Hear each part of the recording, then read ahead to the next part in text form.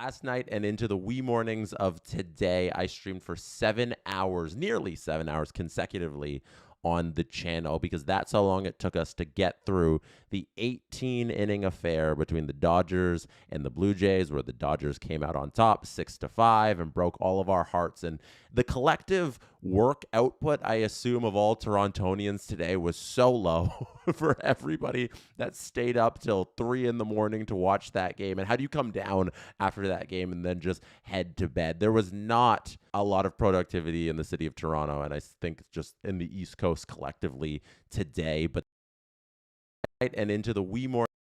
Last night and into the wee mornings of today, I streamed for 7 hours, nearly 7 hours consecutively on the channel because that's how long it took us to get through the 18-inning affair between the Dodgers and the Blue Jays, where the Dodgers came out on top 6-5 and broke all of our hearts. And the collective work output, I assume, of all Torontonians today was so low for everybody that stayed up till 3 in the morning to watch that game. And how do you come down after that game and then just head to bed? There was not a lot of productivity in the city of Toronto, and I think just in the East Coast collectively today. But that is why we watch sports, because we love it and we can't turn it off. And in an 18-inning game, you're going to have so many moments that stick with you, and there's so much that happened in that game that I can't go through it all. So I'm just going to run down the list of just kind of what happened. It was Barger's throw from the outfield, that outfield assist to get the runner at home. It was Vladdy's throw on first to get the runner at third. We had the Kershaw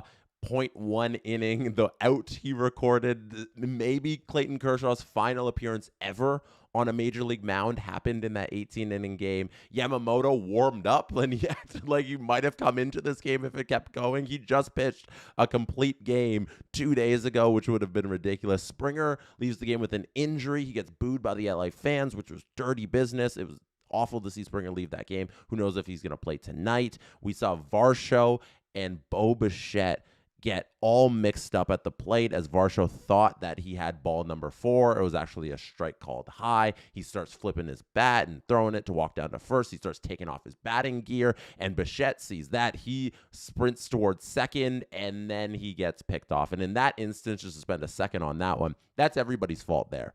Varsho can't be acting like that, like he got that walk when the umpire called the strike, and the umpire is wrong for making the wrong call and delaying that strike call. That is nonsense. You can't be doing that. And it's on Bichette as well for breaking towards second when the walk wasn't actually registered. Everybody in that instance is wrong. It starts with the umpire, who is the original sin in this case, delaying his strike call and then missing the call entirely because that was a ball, and then Varsho acting how he did, and then Bo Bichette acting how he did. Everybody was wrong in that instance. I just wanted to say that on that part. It was the Eric Lauer game as well.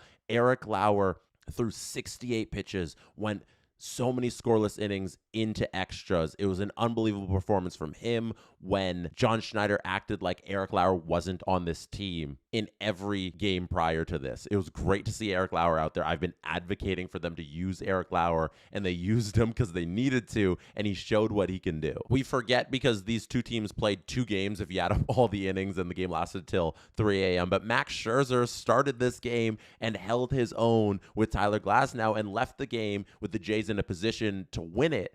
And at the age of 41, what a hell of a performance from him in the World Series. I don't think the Jays thought that they would be getting Max Scherzer Game 3 World Series start when they signed him this past offseason, but look what he delivered, and I don't think you could have asked more out of Max out of his performance last night. But the thing I'm not going to get over, and you know where this is going, is John Schneider's decision for Sir Anthony Dominguez to pitch to Shohei Ohtani in the 7th inning. In the bottom of the 7th inning, everything was set up for Sir Anthony Dominguez to face Andy Pages, the worst hitter in the Dodgers lineup. There's a reason he's hitting below 100 and that he's hitting 9th in this lineup. And then next up is Shohei Ohtani.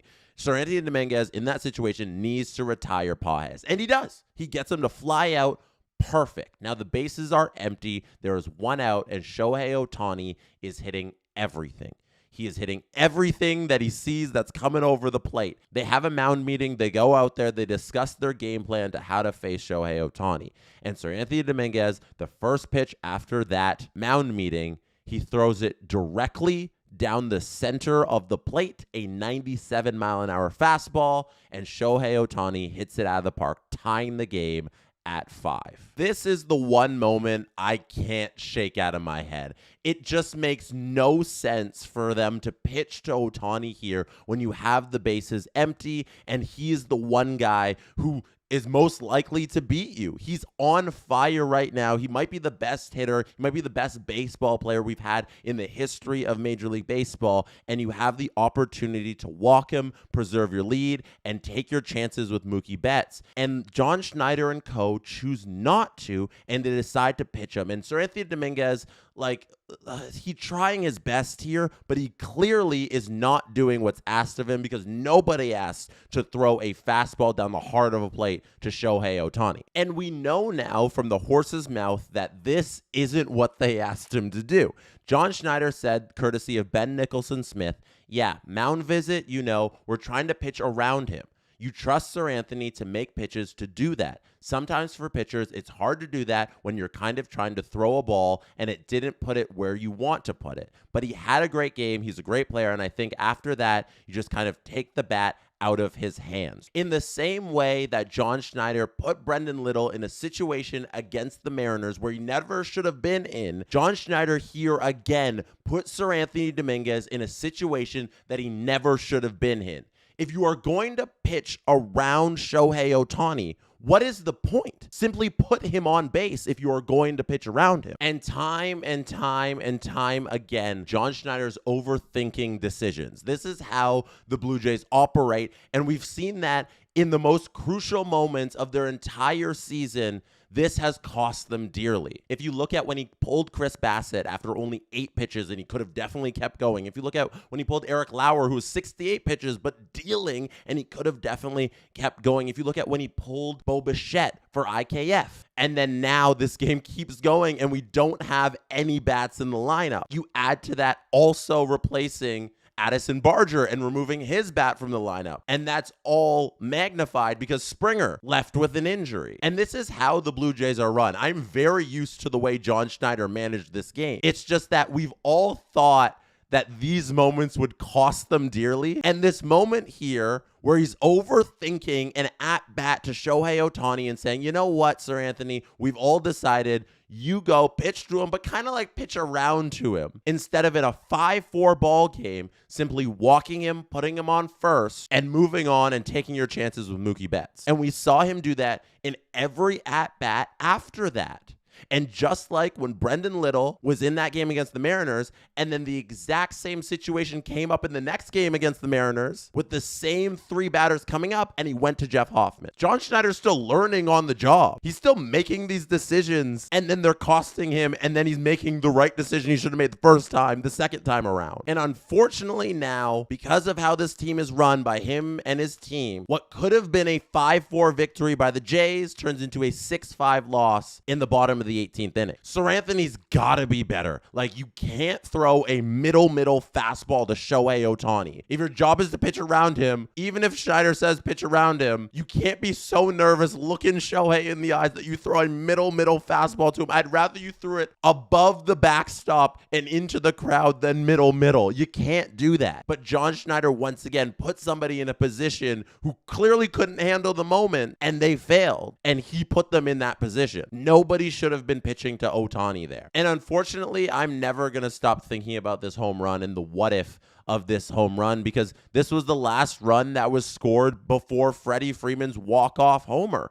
They shut down the Dodgers for the next full game and a bit that they played after this. If they had simply walked Ohtani here, took their chances with the 5-4 lead and him on base, you never know how this thing turns out. And unfortunately, that's the thing. We'll never know because we weren't given the opportunity to see how this thing would have played out if Ohtani was simply walked in that situation. And of course, whatever weird karma the universe is spitting out to us, of course it was Brendan Little who ended the game. So that's all I want to say on this game. I know so many things happened. I wish I could have deep dived into everything, but there's too much in an 18-inning affair. And there's another game tonight because baseball does not stop. So I'll be on the SCPN YouTube channel again for the watch along. Hopefully that one doesn't go 18 innings. And they said it. The Blue Jays have the right attitude about this thing. This series was not lost yesterday. The series is not over. It was simply a game. But it's going to be a tall task for them tonight. They have Shane Bieber on the mound going against the aforementioned Shohei Ohtani, who's just pitching today because he's unreal and superhuman. So we will see if they can even up this series. Don't forget to hit like and don't forget to hit subscribe on the channel. I'll see you again very soon. Take care from Toronto. Is it sane? Is it possible?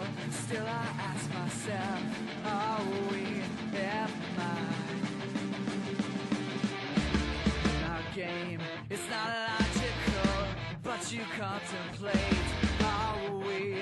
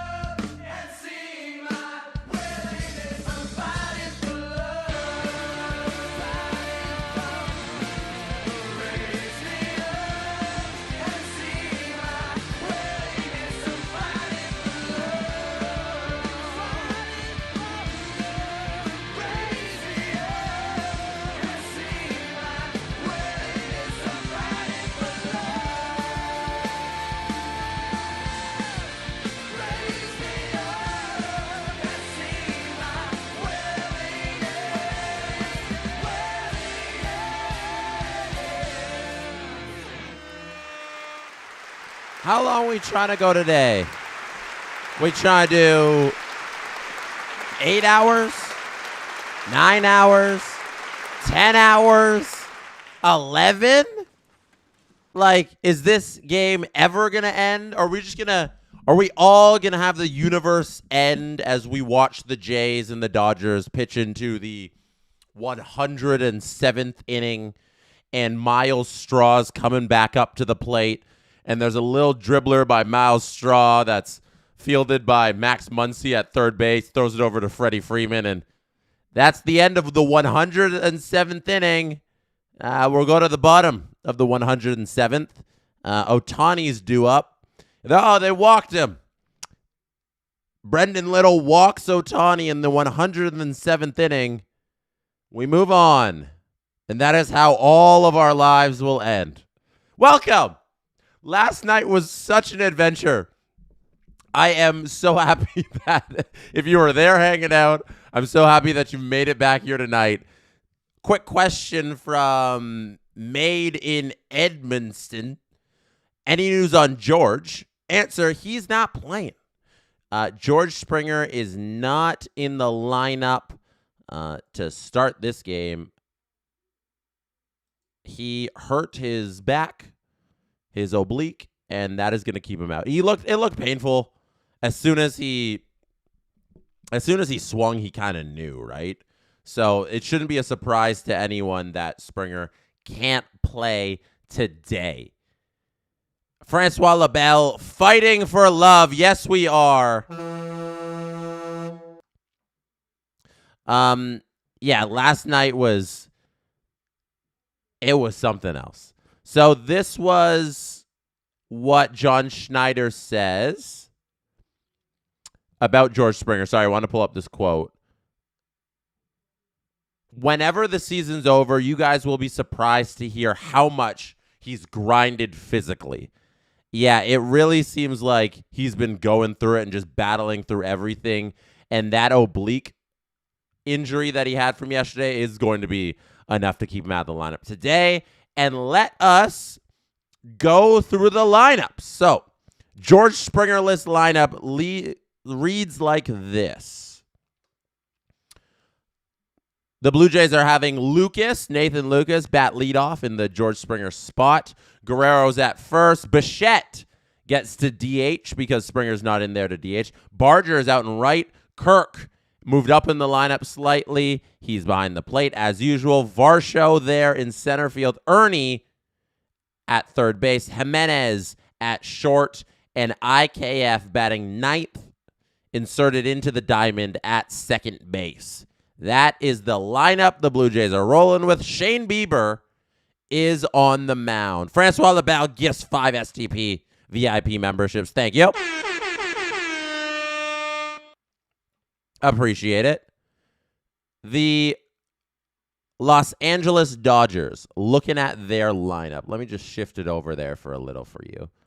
So the Dodgers here, Ohtani, who is on the mound, also batting leadoff, ridiculous. Mookie Betts, Freddie Freeman, Will Smith, Teoscar, Max Muncy, Tommy Edman, Kike Hernandez, and Andy Pages is their 9 they're going with. And like I said, Shohei is on the mound. That is the matchup for today. Chat, let me know how you're feeling about this.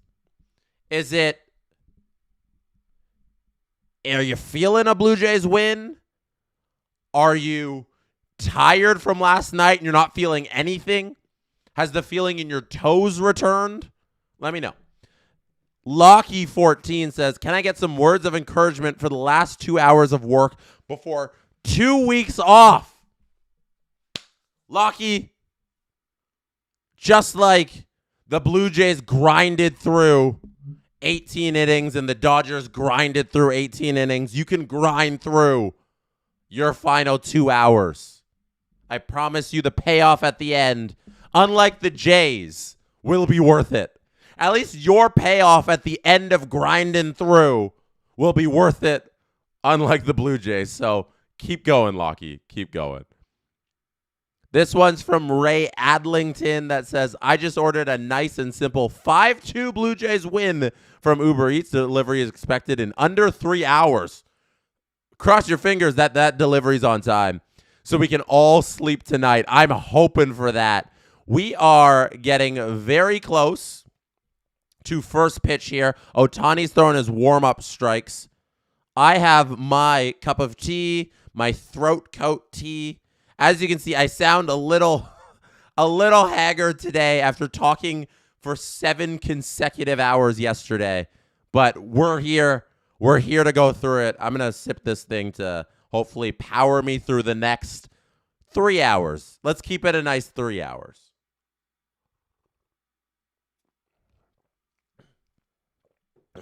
There we go. Oh, yeah. You hear that? Oh, yeah. There's some throat back in there. All right. Bald Michael gifting 5 SDP memberships. We appreciate it, Michael. Nathan Lucas standing by to step in there for the first batter of the game. No SpongeBob mug today, Silent Rob. No SpongeBob. We are going with The Office. We are going with the Michael Scott Paper Company mug. We guarantee you'll be satisfied because your satisfaction is our guarantee. We guarantee it. Famous words by Pam Beasley. That is what we are being fueled by today. If you have $1 or more to spare for Easter Seals Ontario, the link is in the description and the link is in the chat. We are raising money for kids with physical disabilities. By raising money for Easter Seals Ontario, Ohtani throws the first pitch of the game. It is a ball high to Nathan Lucas. If you have anything to spare, the kids will appreciate it. We play on this hockey team called Rachel's Raiders at the Eric Lindros Celebrity Classic every fall. Nathan Lucas hits one deep into left field. That's going to get into... Oh, no! What a catch!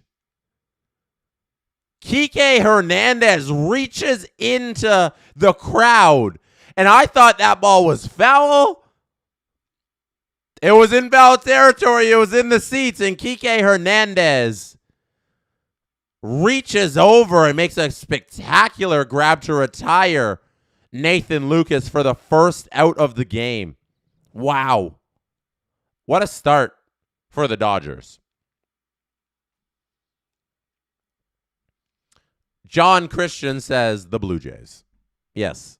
They are in their powder blues. They are blue. They are Jays. They are the Blue Jays.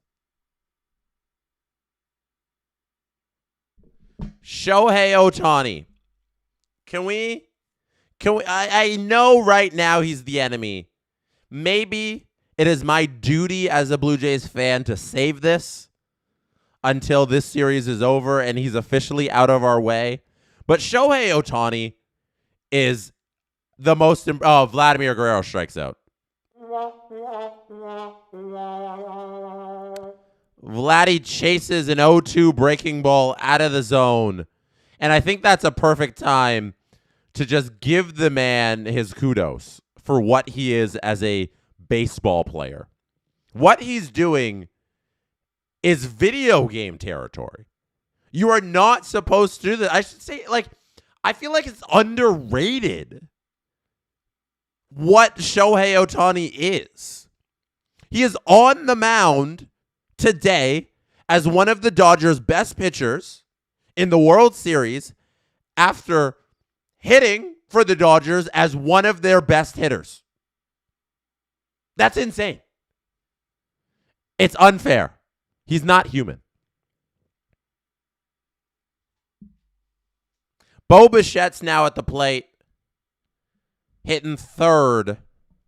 429 since his return to action here. He was not going to miss the World Series. And he hasn't missed a step. This is what he does. He hits for average. He gets on base. And he has not missed a step so far at the plate, hitting 429. Right now, though, he is behind in the count, 1-2.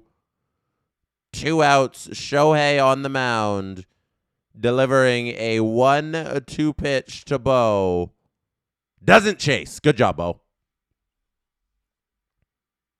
Joshua says, I had to wrap up my midterm before I missed the game. I hope you get perfect.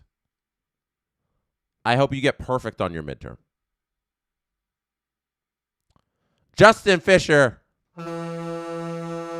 SDPN's very own, in the chat right now. That's a walk for Bo. 2-out walk. That count was 0-2. Remember, I'm talking about Bo not missing a step? This is Bo.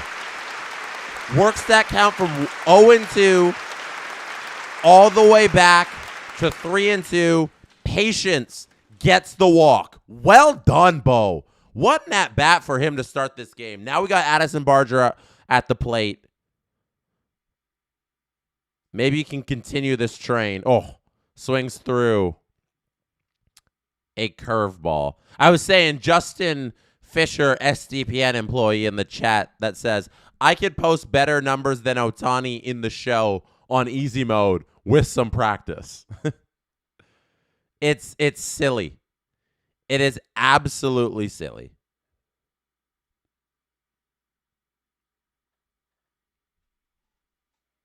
Barger here, 1-1. And we have a timeout. Timeout at the plate. Click like if you are here. Click subscribe if you really want to support the channel. Hit like on this video. You're just hanging out. You might as well hit that little like button. Barger holds off on that one. 2-1's the count now. We're going to be back here tomorrow night as well. We do not miss a Blue Jays postseason game on this channel.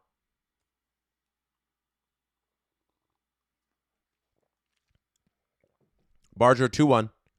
Takes a fastball 98 down the gut.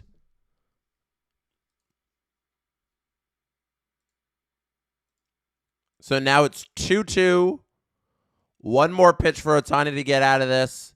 Barger hopefully can get on base. Extend this inning for the Blue Jays. Hey, he's able to lay off a ball, and this means Vladdy will get going from first base. Or sorry, Vladdy. Bo will get going from first base. The runner can start. If Barger can get something in the gap here, opportunity for a run. That one squeaked. The left field side, it doesn't squeak through, but it's a base hit.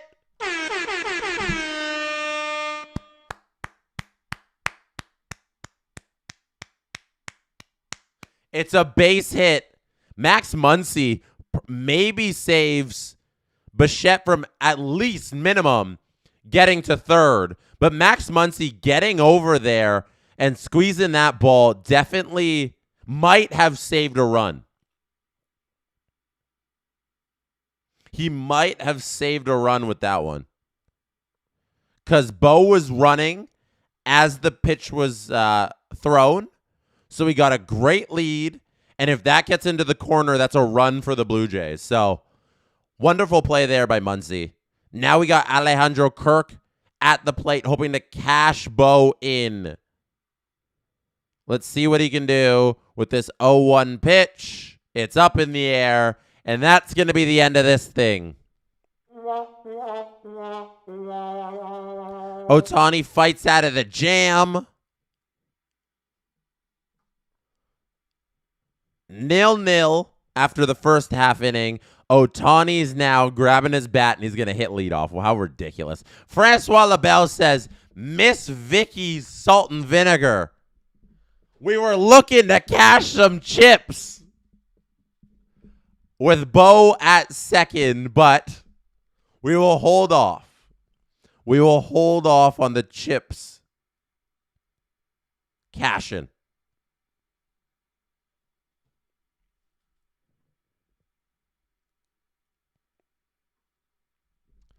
How are you guys feeling about the Jays' chances?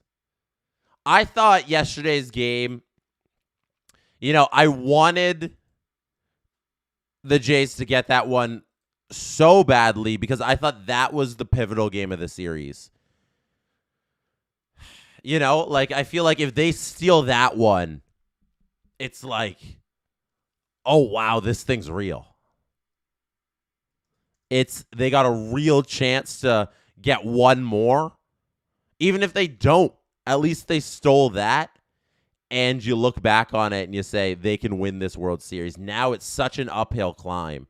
That's not that I don't have faith in it. It's just they got to really steal a couple here if they got to have any chance.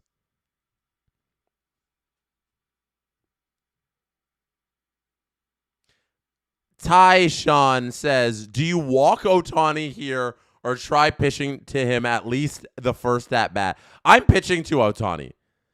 I don't think you walk the leadoff hitter of the game.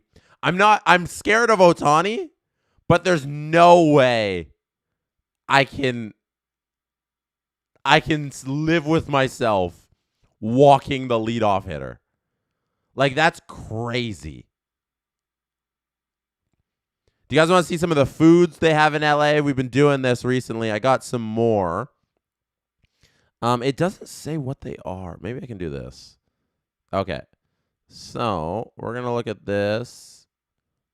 We're going to pull it up here. Foods they got at Dodgers Stadium. Boom. On the SDP, if you're a listener of the Steve Dangle podcast, we call this Fat Guy Corner because we just look at food and salivate. Big food stuff on this stream.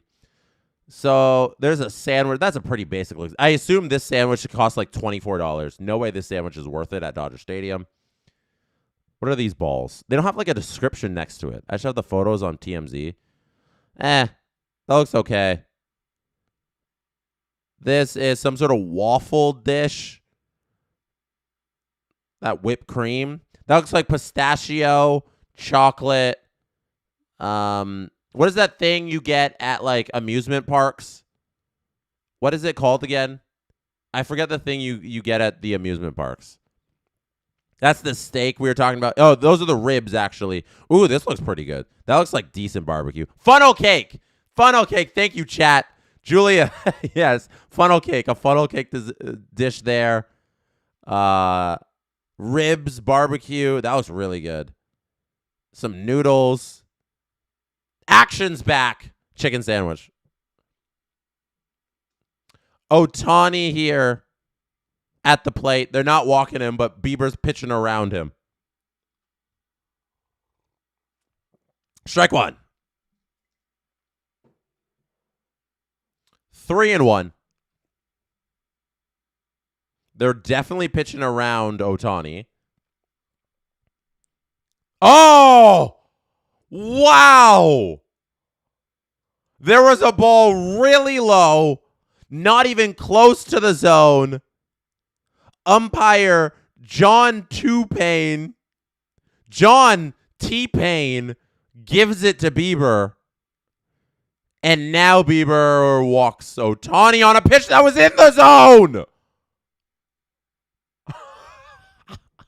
Yo. T-Pain gives one to Bieber, one to Ohtani.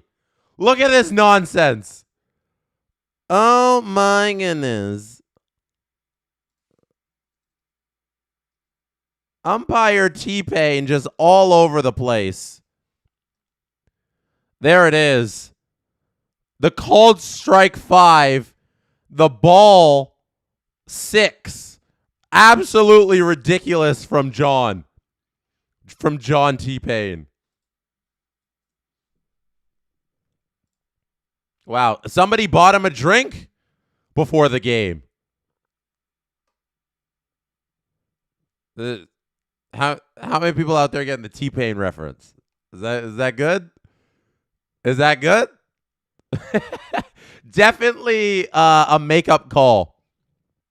Sedin Magic 1591 with the tradition of asking the Jays to think of the children. Jays, I beg of you, please think of the children. Absolute must-win game. Yo, the ABS system can't get in here fast enough. We need it desperately. Francois Lobel says it's way overdue to auto call. Yep. We need it. That's a strike. Load of bets. 2-2.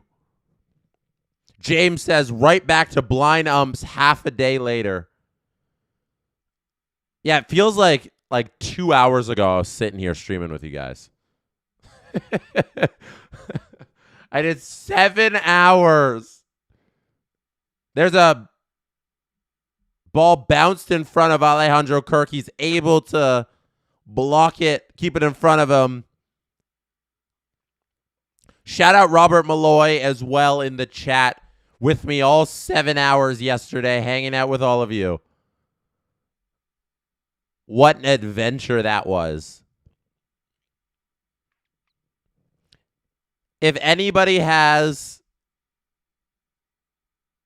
good T-Pain puns for our umpire behind home plate, John Tombpain. That is Addison Barger catching that ball in right field for the first out of the inning. Charles said ABS, automatic balls and strikes.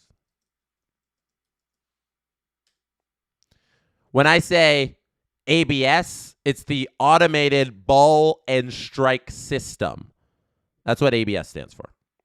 So I'm asking for not anti-lock. No, that's not right.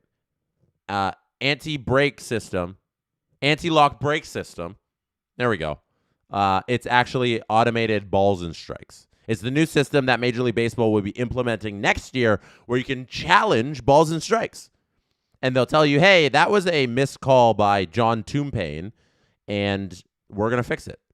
Freddie Freeman's at the plate. 0-1's the count. Last night's hero for the Dodgers. Last night's villain, if you are a Blue Jays fan.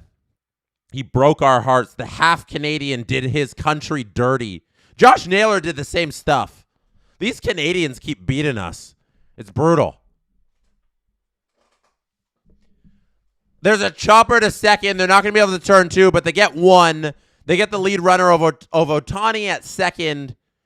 That's IKF turning that over to Jimenez. They get the force out at second. Lead runner out. Real talk, how much sleep did you get? I actually had the benefit of being able to sleep in a little today. So I got a reasonable, like, 6.5 hours or something. Like 3 to like 9:30 or something like that.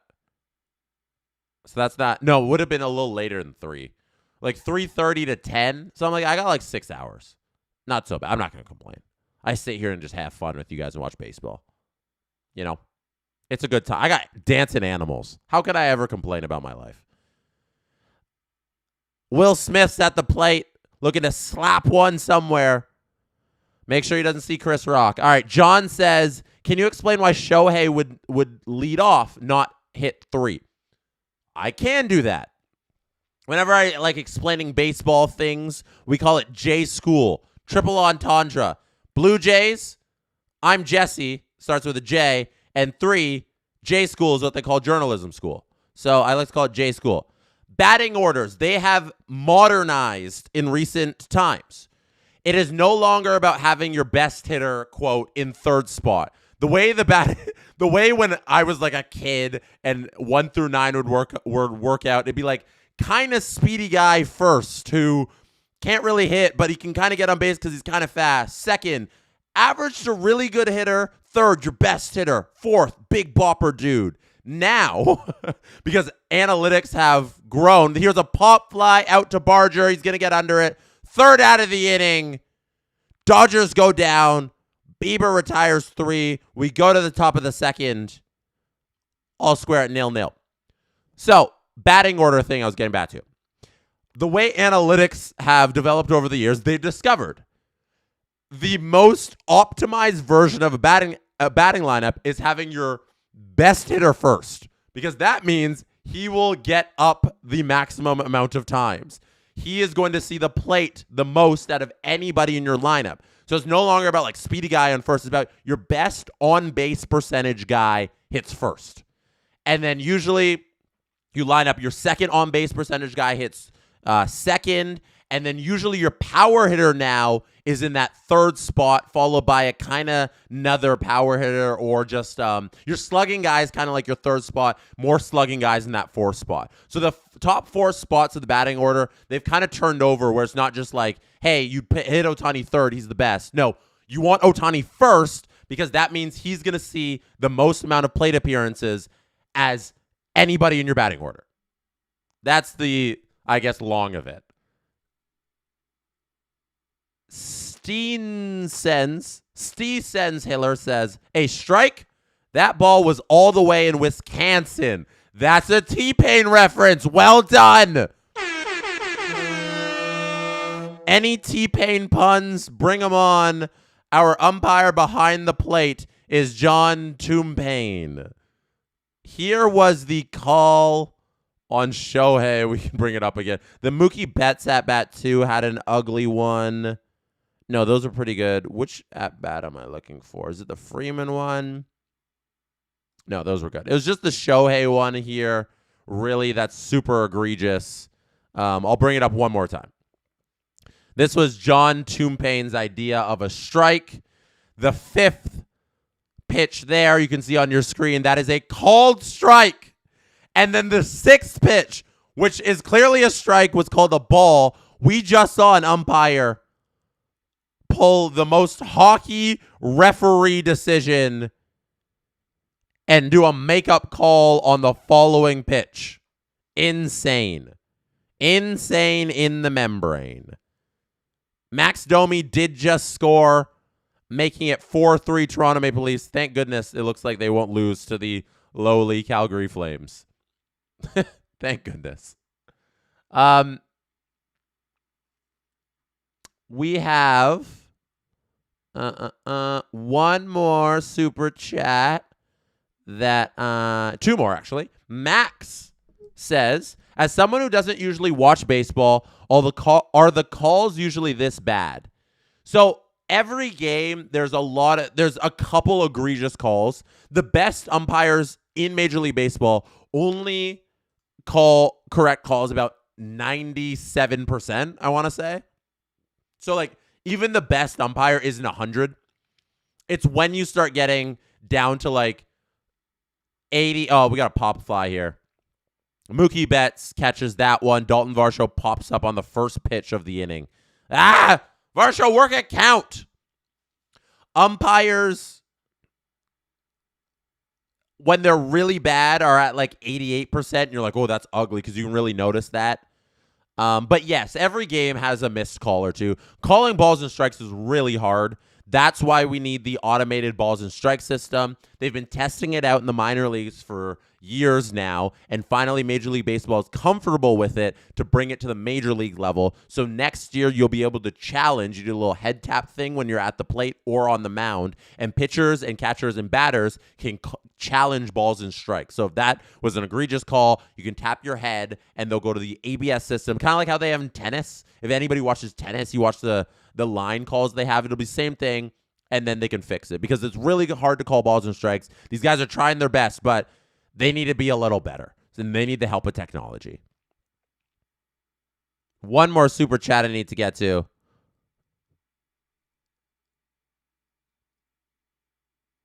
Francois LaBelle says, I think the biggest villain was Schneider. I agree. Yesterday's biggest villain was John Schneider, if that is what you are referring to. Ernie Clement's going to ground out to Freddie Freeman, who flips it over to Ohtani, who's covering first base. And Shohei has 2 down here in the 2nd inning. Andres Jimenez is coming up next in the 8th spot in the Blue Jays lineup.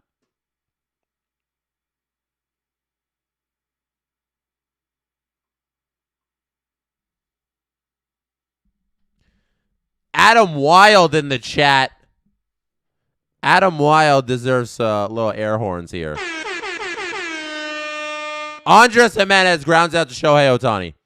They are making this easy for him. You can't do that. You can't be doing that.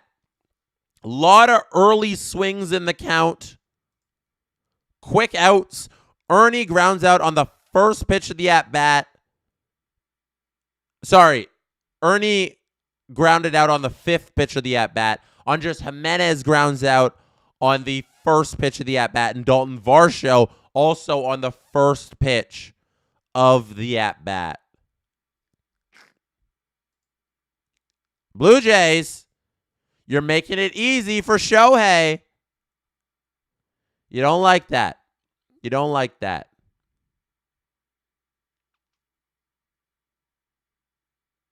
We have a super chat here.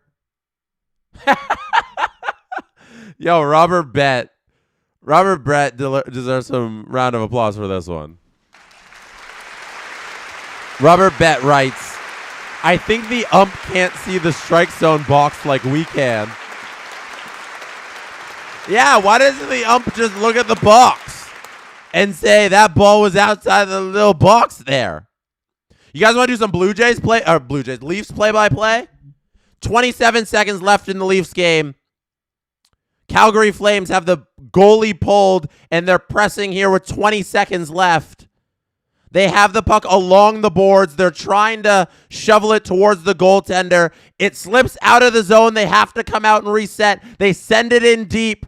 The Leafs are able to collect it along the boards. 6 seconds, 5 seconds. They're all having a little scrum along the boards. The Leafs flip it out of the zone. That is a Toronto Maple Leafs win. The clock hits 0. Max Domi is your hero with 2 goals tonight. 1 late with 2 minutes to go to give the Leafs a 4-3 win Tuesday afternoon in Toronto. Well done, Toronto. There you go. There's some Toronto Maple Leafs play-by-play for you to usher you into the bottom of the second inning.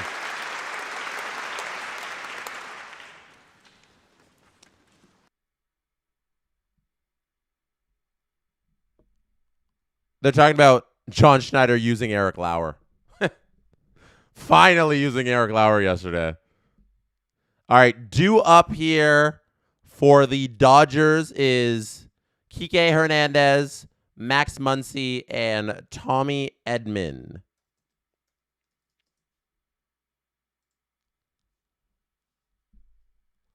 Thank you, Robert Malloy, for getting rid of all the bots. I appreciate it. If you have not hit like on this video, hit like. If you have not subscribed to the YouTube channel, hit subscribe. We appreciate every subscription.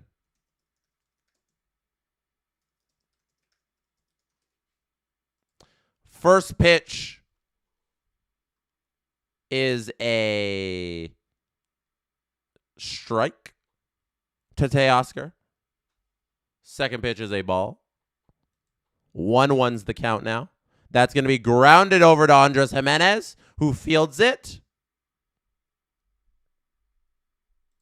and throws it over to first.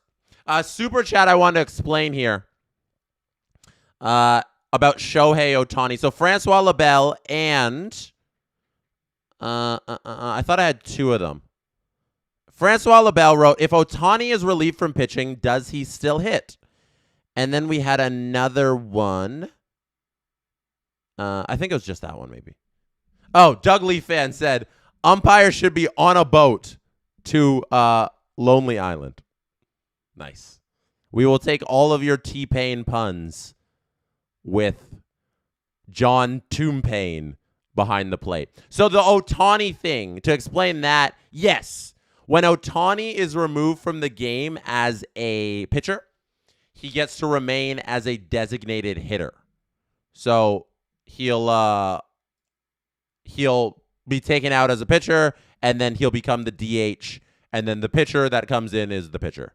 So that is how that is going to work when Ohtani is done pitching tonight. It's quite a unique situation the Dodgers got going. He is a one-of-one human being. Tommy Edman here is up to the plate after Max Muncy walks. Shane Bieber, not known to walk a lot of batters. That is a rare walk by Bieber. But now Muncy is on first base.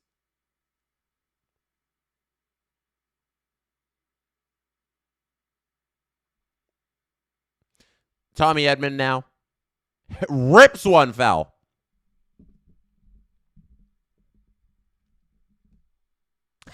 Matt says he is DHing for himself. That is kind of how you got to think about it. Right now, Ohtani is in the game as the DH, and then but he's also pitching.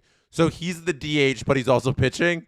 And then when the pitcher comes in to relieve him, he's just the DH for the guy pitching, but it's a different guy and not himself. It's so silly. It's unbelievable that we have this human playing baseball right now. Because you got to think, like, it's a full-time job to be a pitcher. Pitchers can't hit. We've seen the last, 100 years of baseball where they had pitchers hit in the National League and then eventually they changed it and they have the DH now. But pitchers are terrible at hitting, but he's not. He's one of the best, in fact. And just for him to do this right now, it's crazy. Here's a base hit up the middle by Tommy Edman. Max Muncy's going to go from first to third. Bieber allows that single. And the Dodgers have runners on the corners in the bottom of the second inning.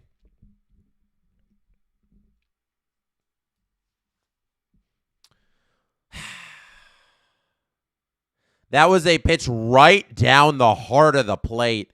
If you're going to put pitches there, you're going to get beat. One time, just to show you this, you can't put a pitch there.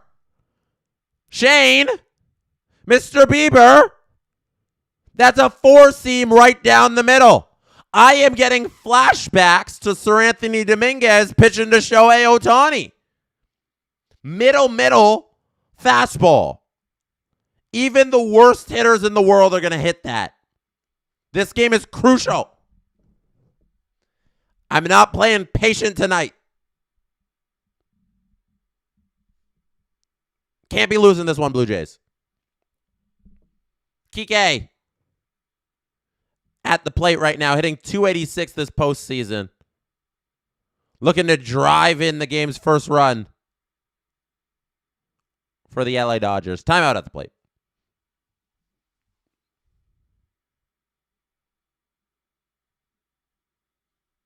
Oh, we're not giving up. We're asking these Blue Jays to get this game. It's a long game to go. We got 8 full innings to play.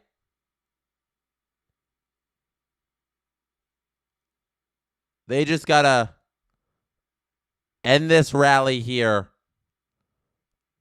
Keep this score tied 0-0. That was a good swing and a miss that Bieber got there from Hernandez.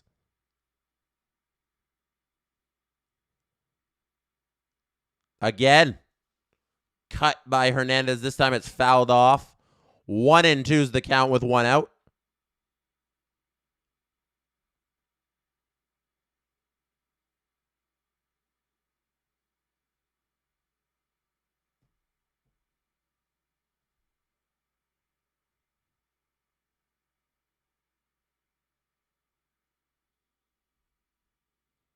Super chat here from Nathan that says, rigged. Clearly this ump uses pitch correction. Here we go. 1-2's the count. Ball outside.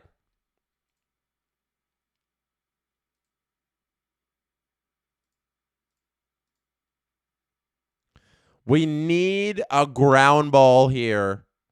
A double play would feel like fresh air in my lungs. That would be the wind beneath my wings. That's a foul ball. Wow. Hernandez was inches away from opening this game up. My goodness. Just foul. Wow.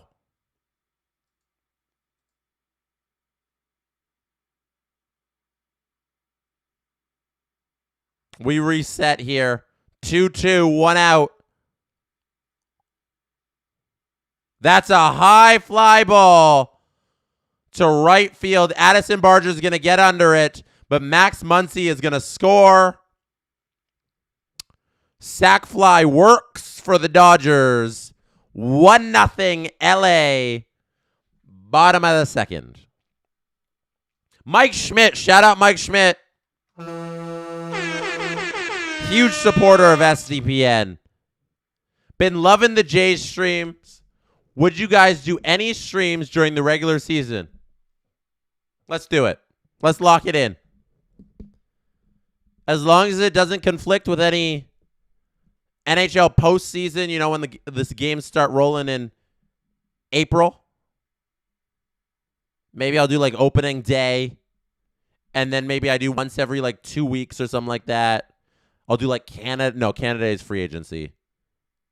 We'll do regular season streams for sure. We've had too much fun on these playoff ones that we can't bring it back. That we can't not bring it back.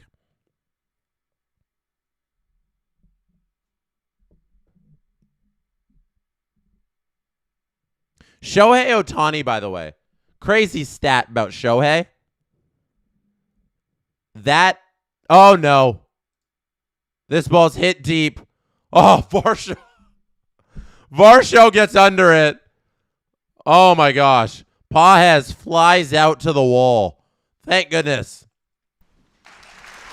But that fly out to the wall comes after the Dodgers put one on the board to start this game. We are clapping for the out at the wall and not for the one on the board. That one gets this. All right. Shohei Ohtani's stat here. A lot of Shohei glazing going on tonight. Shohei has now drawn 6 consecutive walks. That walk right there was his 6th consecutive. He passes Lou Gehrig in 1928 for the longest streak in a single World Series all time, tying Corey Seager in the 2023 ALDS for the longest streak in a single postseason. That is insane.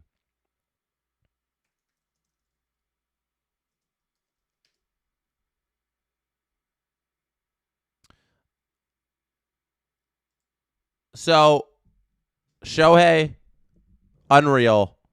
I don't know how many different ways we can put it. Jays got a lot of game to go. It'll be nice if they can get one back here very soon. I had a little sports history I thought was fun to share with the chat, and I'm gonna bring it up for you here. Let me see if I can find it. So, the Chicago Cubs. The Chicago Cubs at one point had a ridiculous little baseball history for you, okay? Chicago Cubs. They weren't always called the Cubs. They've had many different names in their history. In 1903, actually, is when they started being called the Cubs. That's a long time. But before that, they had a couple different names.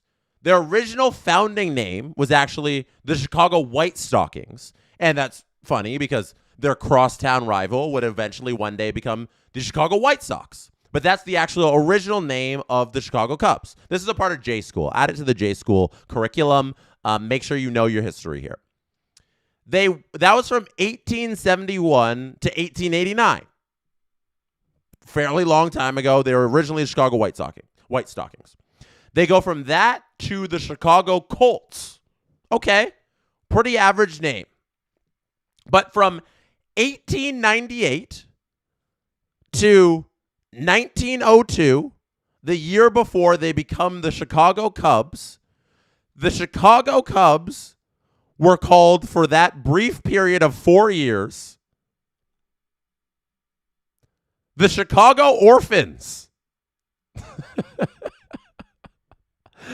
I learned of this the other day, and I was dumbfounded at the idea of somebody thinking that that is a good idea. That the 4 years prior to becoming the Chicago Cubs that we all know and are one of the most famous sports franchises on planet Earth, for a brief 4-year history, they were the Chicago Orphans. That is your J School lesson for the top of the 3rd inning as we get back to action. So there you go. Drop that one at your bar trivia if you need to one day. We have a fastball 98 thrown to IKF. It's 0-2 in the count now. I can give you a little history as to why they were the Chicago Orphans. Well, we can get into that in the next half inning.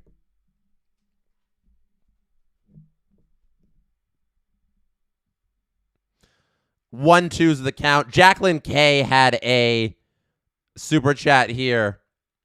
Batters don't think it be like it be, but it do. John T-Pain's yearbook. That is a famous T-Pain quote. And here's IKF grounding out to second base. 1 out in the inning.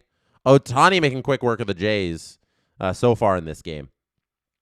Hopefully you know this T-Pain reference from a kid's yearbook in 2016. If not, it's well worth the Google, I swear. I do know the T-Pain reference.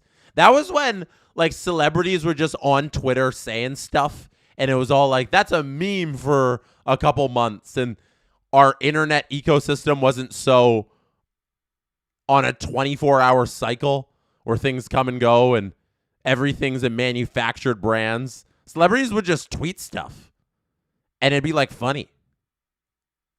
Remember when Ashton Kutcher, wasn't he like A+K, was the biggest Twitter account in the world?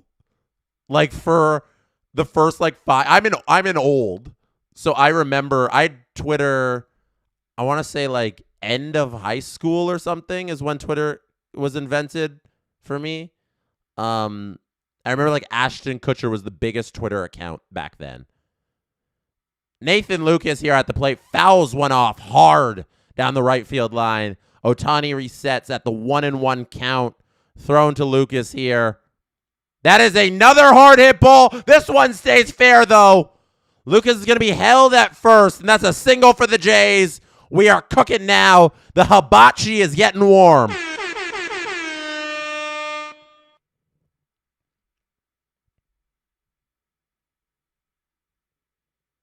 Meg Han with the most important message of the night. Hit like, hit subscribe, tell all your friends.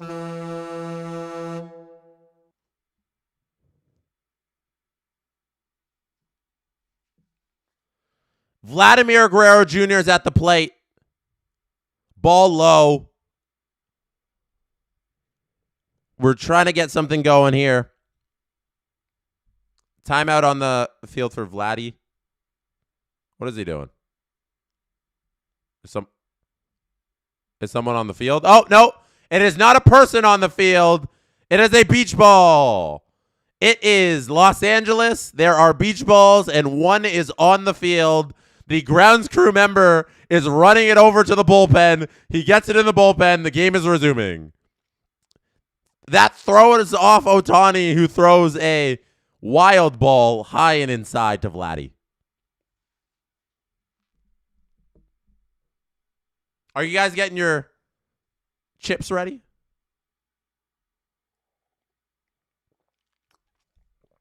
You know we'll be asking of these people. Justin, give me your favorite T-Pain facts. I'll read them out. Your favorite T-Pain moments. T-Pain's got a good internet history. He used to be, I don't know if he still does, but T-Pain for a long time was a really good Twitch streamer. His Twitch streams were a lot of fun. I'm not sure if he still does them. I haven't seen one in a while. But a few years ago, he was like, Vladdy hits one hard and deep to left center field. That baby's gone. Vladdy, cash the chips. That is what we are asking of our Blue Jays. Don't sit at the table with those chips just collecting. Get over to the window. Cash them in. Bring them home. Go up 2-1 here, baby. Unreal.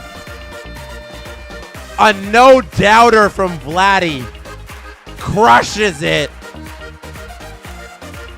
That's our $500 million boy delivering for all of Canada. You'll love to see it.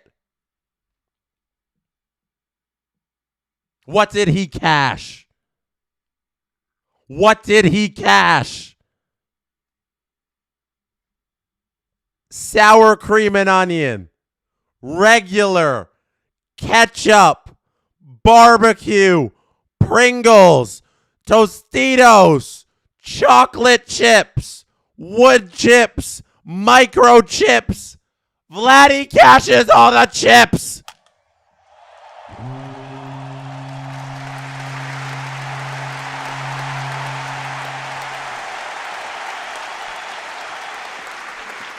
Pita, all dressed. Spicy dill pickle Miss Vicky's. Unreal. Kirkland signature kettle brand. The Costco special Kirkland chips. Sedine Magic says, Vladdy, our Lord and Savior. Chippendales, we'll take it.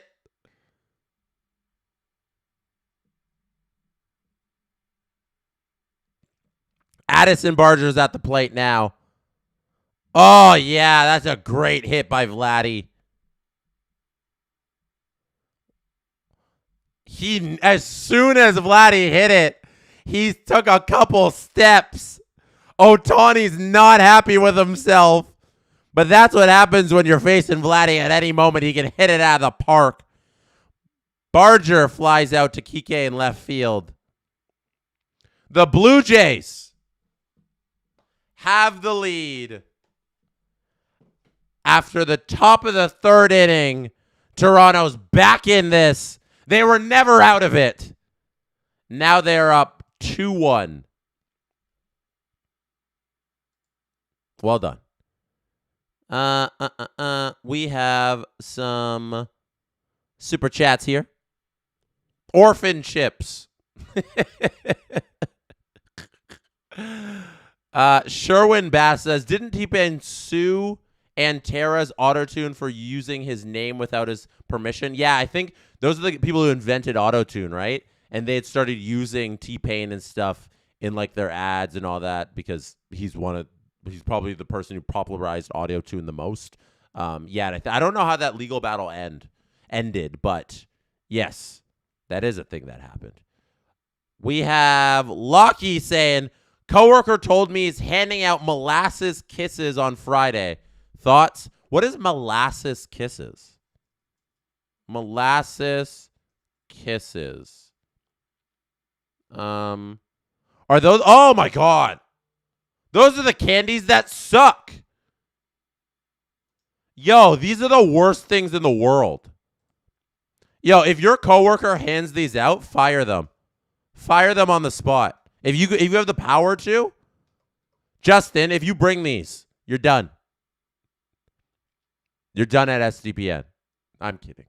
But if you have the power to fire somebody for bringing these molasses kisses to a workplace, like they don't deserve to have a job anymore.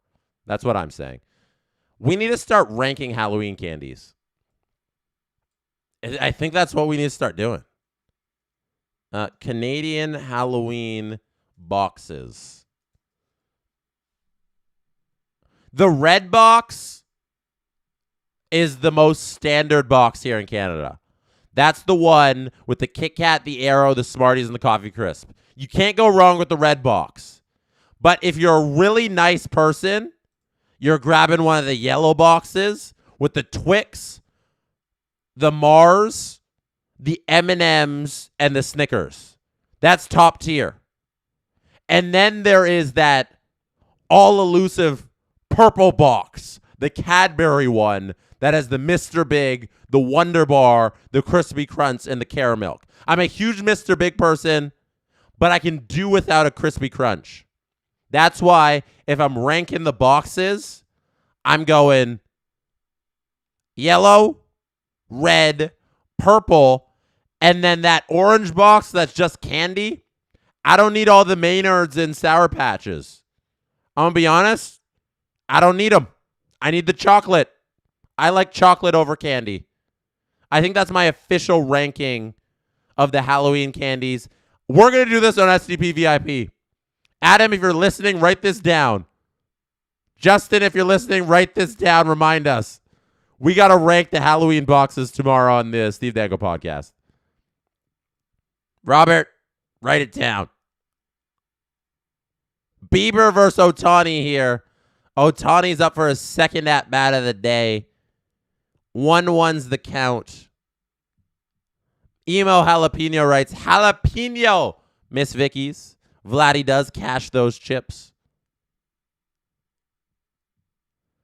Ghost of War says, as a non-baseball viewer, I have to say the on-field sportsmanship, the smiling banter and joking around between teams in such big games is really cool to see. I love that about baseball. Guys are just buddies. First of all, thank you for the super chat. Really appreciate it. Guys will go to first base. Vladdy's always joking with them. There's so much downtime in baseball, to be honest, that it's not a physical game. It's not a contact sport, I should say, except for collisions at home. But because of that, everybody's out there obviously trying their hardest, but they can also take a second to chat with somebody at first base. Bieber gets Ohtani. Well done, Shane. You love to see it. Are you guys making a poll of the boxes? Oh, we have done that, right? We've done it, but we need to bring it back. That's something you can't do too many times. We can do that every year on loop.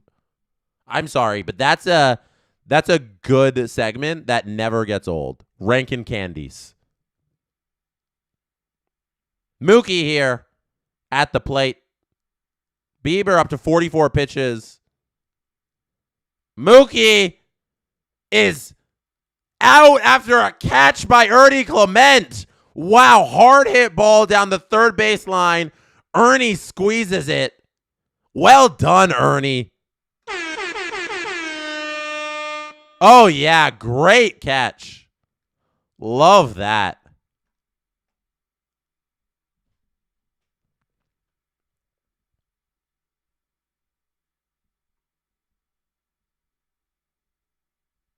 What is your poll? I can't see. Remember, I can't see the polls. What are you guys running polls for? I would love to know.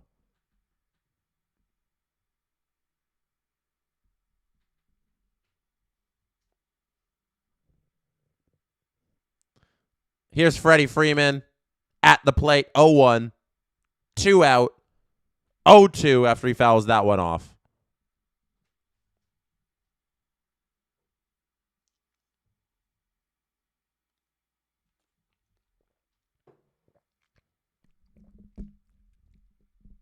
Shane Bieber having a really good bottom of the third here so far after the Jays get him a little lead. Now Shane gets Freeman to foul off another one. We reset at 0-2.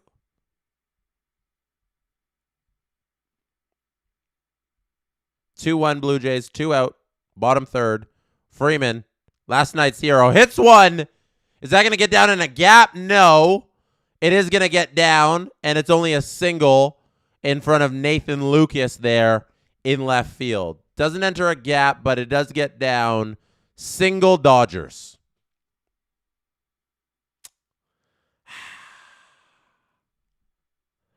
He was looking so good. He was looking so good. Shane Bieber, that is. And loses that little run he had going in the year in the bottom of the third inning. All right. Time to retire Will Smith and end this inning. Don't let the Dodgers run up your pitch count. It's 2 out. Can't get Smith to chase. It's 2-0 in the count.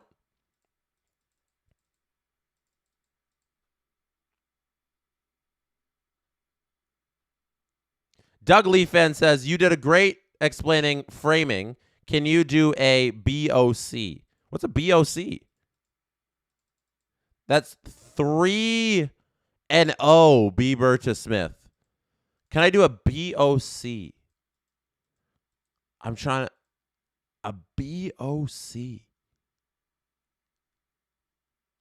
A BOC.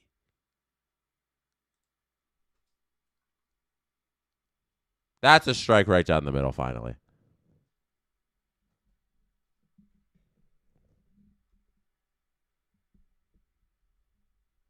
Oh, a balk. Yes. I can explain a balk. That is going to be scooped up by Clement. Will Smith is retired after Clement throws that across the diamond to Vladimir Guerrero Jr. for the third out of the inning. Well done, Shane. A balk. Yes, a balk is, so when you're on the mound, there's that little rubber thing. When you're a pitcher, you got to come to a full stop, and then you got to throw the ball. So when you come to a stop on the mound, you can't do anything then to stop your what should I call? How should I say this? You can't do anything that isn't directed to the plate or a pickoff attempt. So you can lift your leg and you can go to first. If you're a lefty, you can go right there, or you can like step off the rubber and go to and do a pickoff attempt, or just like step off the rubber. But like you can't intentionally like deceive people that you're not throwing home. Once you start throwing home, you can't do anything but throw home. That's kind of what a balk is. Yeah. I didn't do a good job with that. Baylau says, shame to not live in LA yesterday. They literally got 2 baseball games for the price of 1. Yeah, LA, like they went to bed at midnight. So it wasn't even like a late night for them. It was like, oh, okay, it's just a little later. Google says a pitcher make an illegal motion penalized by an advance of the runners. Yeah, that's essentially what it is. But they don't really do a good job defining. Where's the MLB rule book? It's when a pitcher stops suddenly or makes an illegal movement after starting to throw a pitch. That's kind of how I described it. I don't think I did a decent job, maybe. All right. Robert Betts says, you should come up with a new dance and call it the Blue Jay Selly. We still got OK Blue Jay. Okay. Blue Jay, let's play ball. I'm doing it wrong. Okay, there we go. Blue Jays, let's play ball. Or is it okay, Blue Jays, let's play ball. That's it. It's the 2-2-1-1-1. That's okay, Blue Jays. There we go. We can do that. Is it the claps, or you want to do it with the claps? Okay. Blue Jays, let's play ball. Oh, it might be that. Oh, okay, we got it. Okay. Blue Jays, look, let's play ball. That's it. We got it. J Squad. What are J Force? What are they called? J Force dancers or something? J Force team. We have the results of the candy poll. Everybody's going red. 45% of you say Arrows Kit Kats box. The black comes in second. That's the Mars box. The purple one, third place. And then the orange candy one, the Maynard's one, comes in third. Super chats are being gifted. Wes Richard gifts 10. Thank you. Thank you, Wes.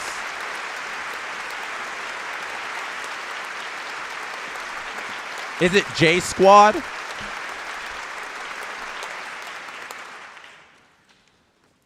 Count is 2-1. Alejandro Kirk is up. Top of the 4th inning.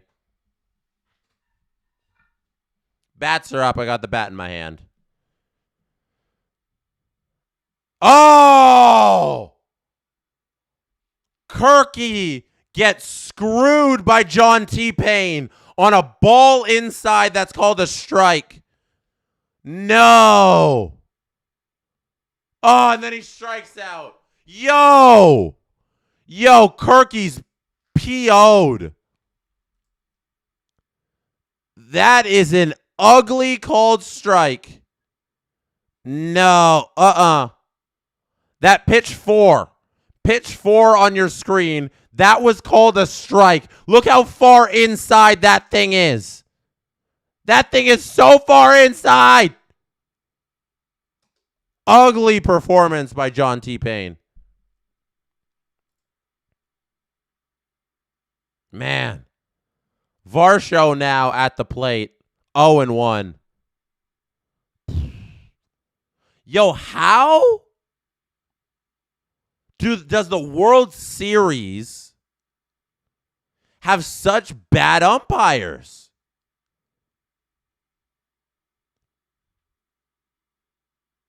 Jeez. That's a ball low, correctly called. 3-1's the count. Wes Richard says, I see our most valuable player went yard again. Anything else of note I missed? Dodgers scored one as well. 2-1. Toronto Blue Jays.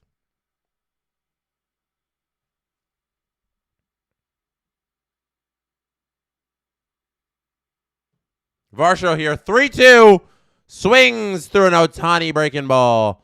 79 in the middle of the zone. Gets Varsho swinging. That's Ohtani's beautiful curveball.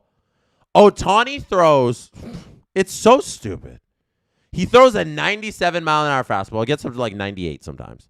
Sometimes bordering 99. He threw one that was 98.5 this at-bat. So he throws a 98-mile-an-hour fastball, and then he has a 79-mile-an-hour curveball. And you're a hitter up there, and you got that 20-mile-an-hour difference. It's crazy. Plus a sweeper that's like in between the both. Actually, the cutter's more in between the both. The cutter's about 92, and then the sweeper's like 85. So he's just mixing speeds all the time. Just doing all of the stuff on the mound, making people look foolish. Nick says, hey there, ump. What's your name? Let me talk to you. Let me buy you some frames. We have the T-Pain references going all night for the umpires.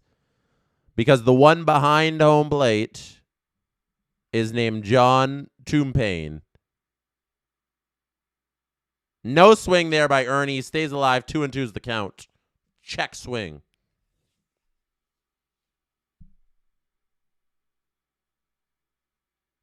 Emo Jalapeno says, why can't they just make a rectangle with fishing wire on their helmet mask thing so they can faintly see it? Am I just crazy or a genius? Yeah, so you wear glasses, and then the glasses got a little box on it. I don't know if that'd work, because then you'd have to position your face exactly over home plate every time, and you have the little frames lined up with home plate. It's a pretty funny idea, but I don't know if we want that. That sounds more like something you try out in like Little League. That's a swing and a miss. Strike 3. Ohtani retires the Blue Jays in this half inning. But the Blue Jays still lead this thing 2-1. Heading to the bottom of the 4th. Dan Patrick, I'm not reading that. You don't get to do that. Juggalo, that's the series score. It said 2-1 Dodgers in the series. We have a game day 3D to watch. We had a very important moment that we have not relived, that we have not gone back and enjoyed. It is our boy, the Canadian himself, the Nepo baby who was groomed to play baseball, Vladimir Guerrero Jr., hit a 2-run shot to put the Blue Jays ahead 2-1. Here we go. Vladdy gets this pitch from Ohtani. It is a hanging breaking ball. I believe this one's I want to say the sweeper that stays up in the zone. Yeah, that's what it looks like. And Vladdy hit this thing way out. You see him Selly there. He knew it as soon as he hit it. Look at him. Oh, pause. Watch it. Bat flip. There. Walk. Trot. Round the bases. Give your first base coach a little high five. Show him who's boss. Oh, the fan throws back the ball. Did everybody see that? Everybody see that on the 3D? We'll see it again. So look there in the crowd. You'll see the fan throw back the ball. Oh, hold on. There you go. So there you go. There you go. You'll see the ball. There it is. There it is in the outfield. Come right back there. That's so funny. Wow. Okay, Vladdy here. Last time home run. Let's change angles here and look at how sad Shohei is. There's sad Ohtani. There's sad Mr. Shohei. You sad you gave up a home run, Mr. Shohei? Yes, you are. Okay, let's get back to the action. Due up here in the bottom of the fourth inning is Teoscar, Max Muncy, and Tommy Edman to face Shane Bieber, who has thrown 54 pitches in this game so far. Only allowed 2 hits and the 1 run on the board. Does the T in the ump's name stand for true? It stands for Tomb Payne. Because that's his name. His name is John Tum Payne. But I call him John T. Payne. Because Tum Payne is a weird last name. Teoscar Hernandez skies one out to Dalton Varsho in center field. That is 1 out, 1 pitch.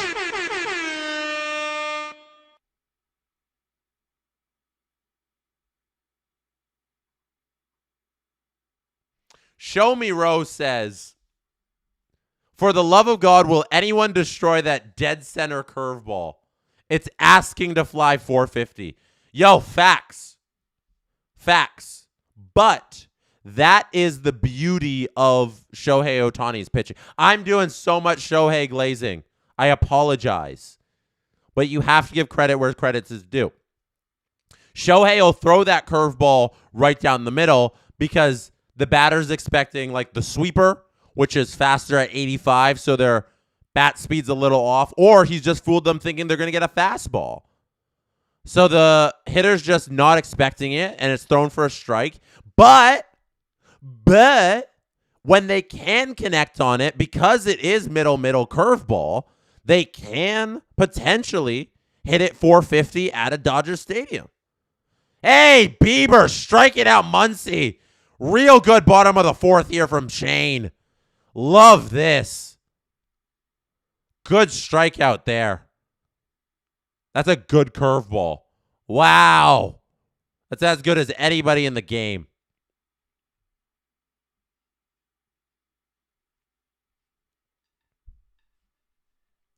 Emo Jalapeno says, a rectangular hologram coming up from the ground.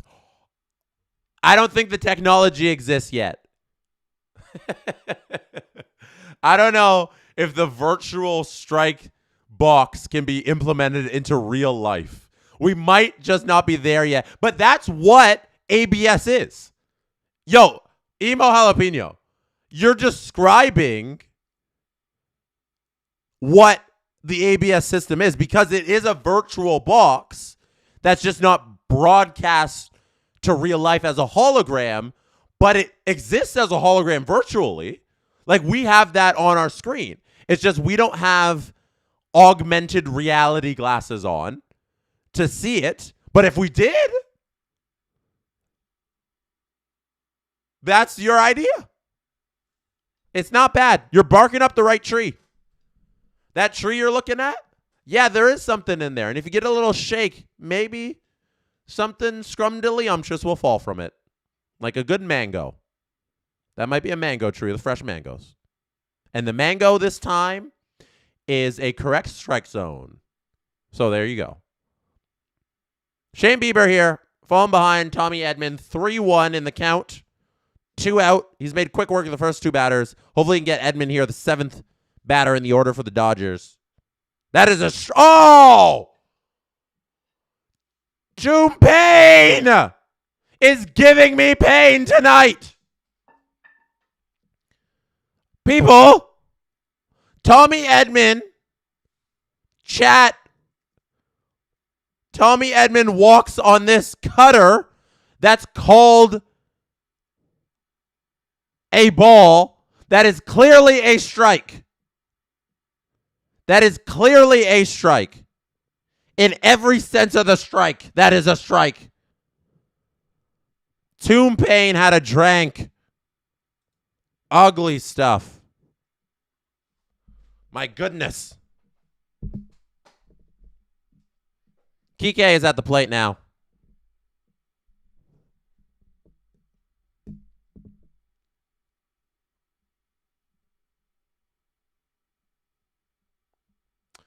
Justin Fisher. I like his idea.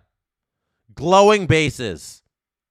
That ball is going to be caught by Addison Barger. Jays retire the Dodgers in the bottom of the fourth.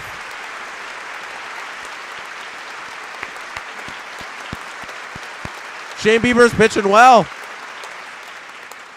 Shane Bieber's pitching really well through 4 innings here. Due up for the Jays, Jimenez, IKF, and then back to the top of the order, Nathan Lucas comes up. I don't mind glowing bases. I think that'd be fun. Like LED lights around the bases. Yo, the Savannah Bananas have probably done this, right? The Savannah Bananas got to have glowing bases. Like, am I wrong in assuming that Savannah Bananas probably have glowing bases? I've never seen a Savannah Bananas game, but that sounds like something they would do. Sedin Magic 1591 says, "My goodness, Stevie Wonder could do a better job umping this game." Shout out Jordan for becoming a SDP VIP member. Mike Schmidt says, "How common are these missed calls? Is it just part of baseball, and do baseball fans want the robots?" Yes, we all want the robots. I was talking earlier, really good umpires can get up to 97, 98 correct calls in a game. I'll give you some examples. You want to go to J School? We can J School this. So I'll give you some examples. This is... Okay, here we go. What is Mariners 6-2? Blue Jays 6-2. When was the last game of the Mariners J series? It was 4-3. Okay, yeah, let's do this one. Open image in new tab. This is from a very useful website called umpscorecards.com. They also have a Twitter account called umpscorecards, and they track how well umpires do game to game. They tweet it out for every single game. This is an umpire who has a 93% accuracy. A 93% accuracy means he is calling 129 of 138 pitches correctly. 0.5 correct calls than the average, fewer correct calls than the average ump. So this is below the average ump by 0.5 fewer calls. So for conversation's sake, this ump is about average. Okay? So just a 93 is about average. He's only 0.5 fewer correct calls than the average ump. And this was in the deciding Game 7 of the Blue Jays and Mariners series. So you can expect the average ump to have about 93% correct calls on the strikes and 93 correct calls on the balls on both sides in there. And then they list all the impactful calls, which is super helpful when you're going back and doing the game. Because I do recap videos on my channel. So I go and I'll see like, oh, these are some of the bigger calls and it's a good recap. Scorecards, highly recommend if you're getting into the hardcore stuff, the nerdy stuff. If you want something like that, it'll give you all those details. And it'll give you kind of a good idea of what you should expect from an umpire. I'll bring up a couple more examples too, just to show you what like really good stuff can look like. This is a really good game.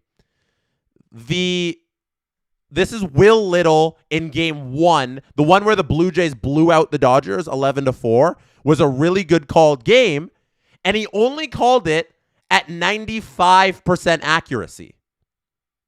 You know? That's a strikeout there. Ohtani strikes out Jimenez. Dang. So, back to the ump stuff. This is a really good outing, and it's 95%. So even the best umps in the universe that Major League Baseball employs are about 95%. This was Will Little. He's one of the best in the game. He had 3.3 more correct calls than the average ump. And then here they list, like, the Dodgers were minus 0.33 on the calls, and Toronto was plus 0.14. Toronto got 0.47 runs from the favorable calls, which is pretty impactful there. So it's not only about being accurate, but it's about being accurate in the sense that you don't want to be giving teams calls. So that runs number is very important too. We have another out here in the inning. Ohtani's making quick work of the bottom of the order for the Jays. That is a fly out by IKF to Kike Hernandez out there in left field. 2 outs now. Blue Jays, 2 outs quickly in the top of the 5th. Yes, Will Little. So, yeah, Will Little, I brought him up there in that big game, World Series. He deserves all of his praise. He had 2 perfect games this year. Yo, shout out Kyle in the chat. Ball knower, Kyle. Will Little had 2 perfect games behind the plate. That is fantastic. One of the best they got in the game. And we'll see what the scorecard is at the end of the game for John T-Pain over here.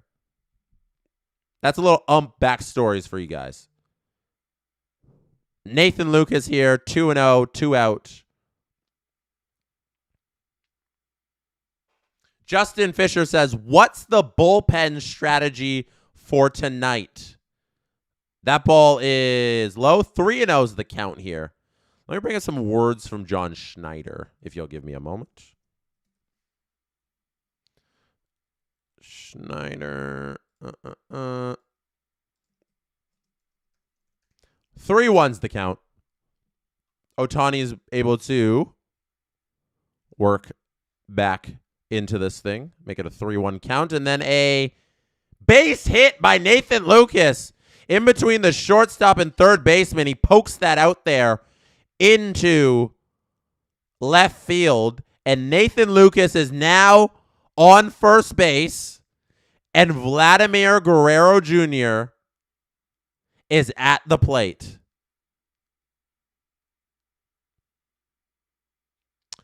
So, John Schneider, to answer your question, Justin, pretty much a lot of the guys who were pitching last night, they can go to them. John Schneider said Chris Bassett is available, and everyone but Eric Lauer. So I think that's the simplest way to put it. It was Ben Nicholson-Smith who tweeted this earlier. Everybody but Eric Lauer available out of the bullpen tonight for John Schneider. There you go.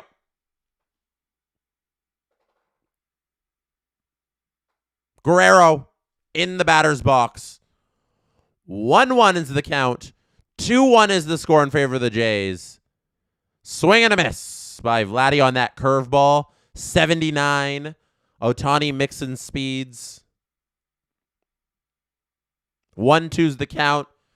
Crowd at Dodger Stadium on their feet, rooting on this at bat here. And Vladdy is going to fly out to center field.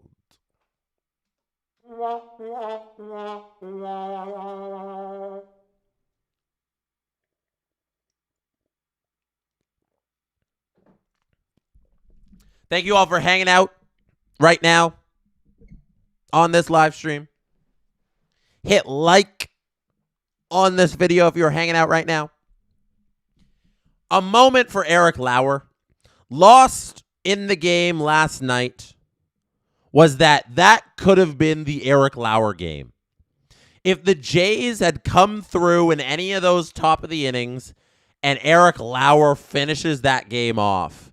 For the journey that he has gone on this season as a Toronto Blue Jay, the yo-yoing from the pen to the rotation to the pen to the bench, and John Schneider refusing to believe that Eric Lauer exists in this society and not using him in any situation these playoffs, to then being the most important pitcher in Game 3 for the Blue Jays because he went all of those innings through 68 pitches of shutout ball. And I wish and I prayed and I hoped that the Blue Jays would pull that victory out for Lauer. I wanted it for him, and they just couldn't do it. But he deserves his flowers for that performance last night and his performance as a Blue Jay this entire season. They are not here, possibly, without Eric Lauer, because he's a large reason they won the division this year. If Eric Lauer wasn't able to step in as a starter in this rotation when they didn't have a fifth starter, they might not have won the American League East. And I don't want that to be gone unnoticed with this spectacular Blue Jays season. That is not just a footnote. That is a full chapter when the history is written on the 2025 Toronto Blue Jays. And that's all I got to say about that. Okay. All right. We are here in the top of the fifth inning. Heading to the bottom of the fifth inning. Andy Pages, Ohtani, and Betts are coming up for the Dodgers.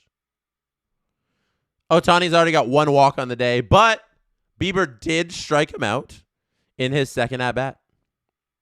You guys want a crazy TV number stat I saw? Yo, the game is flying today. Yo, the game is going crazy. I'm happy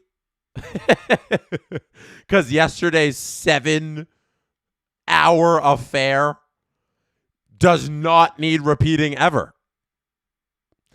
The crazy TV number for the first two games of the World Series. 7 million people watched the game in Canada. That's a lot of people. In the U.S., 12.6 million people. That's a lot of people. In Japan, 10.7 million people watched it.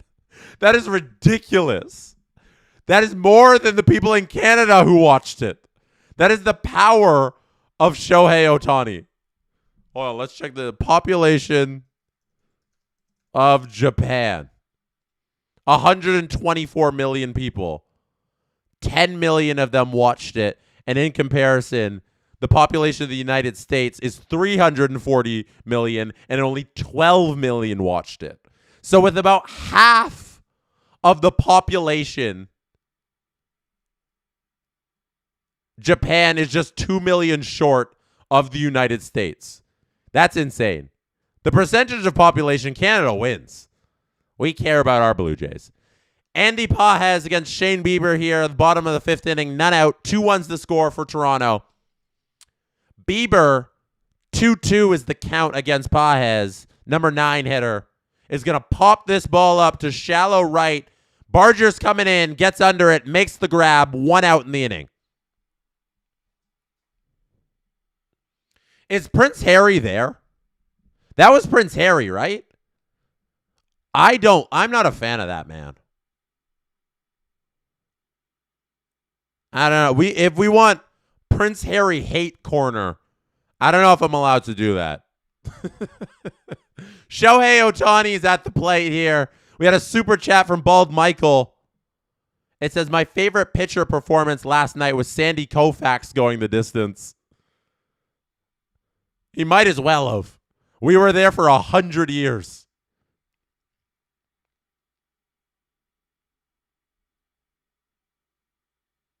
I think we saw Sandy Koufax pitch. We saw Babe Dye score a goal. We saw Hap Day score a goal.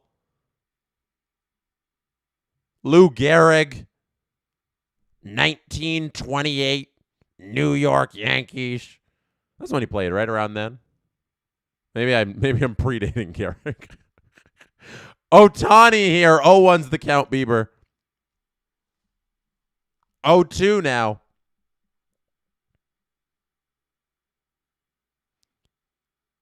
Robert, did you renew your SDP VIP? I don't think you need SDP VIP, Robert. I think you have access to the channel. Appreciate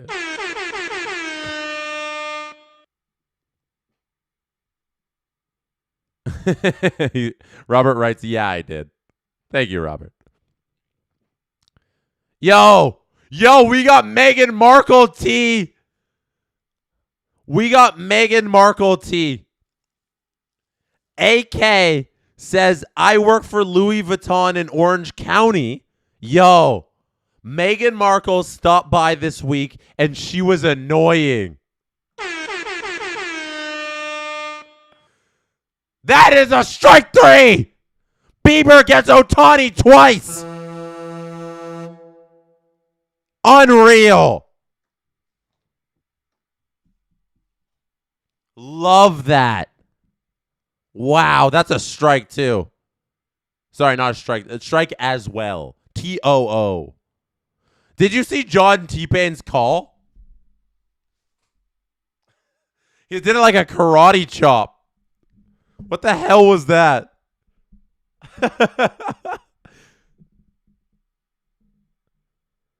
Matt says she peaked in Suits.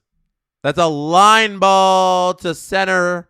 Varsho gets under it. Bieber. Quick work of the Dodgers. We got a pitcher's duel here heading to the top of the 6th inning. 2-1's the score.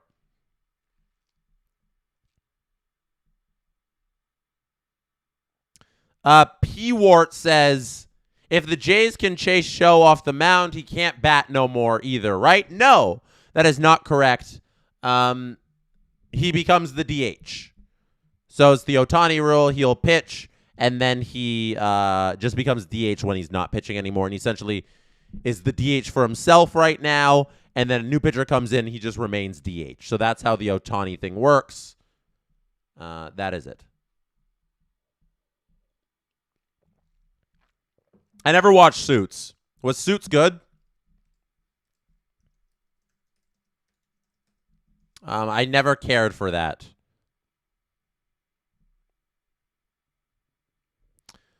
Robert says, I'm requesting a J school on tunneling. Thank you. We only do that when Gosman's on the mound. Gosman's the expert at that. I've brought up those pitches before where they're side by side. Tunneling is essentially 2 different pitches where they come down the same path and out of the pitcher's hand, and then then the batter doesn't know what pitch is coming, right? So then, but then one's gonna break different way, right? So, that's what tunneling is. If we get to a Gosman game, I'll bring up my overlay of Gosman that I love so much. I should get that plastered on the ceiling of my bed. 2-1 is the series score here. Dodgers lead. 2-1 is the score in the game for the Blue Jays. Robert says, I simply need it so I can clip it and I never have to explain tunneling again. We can do it. Sav Drago says, better keep Beebs till near the end at this rate.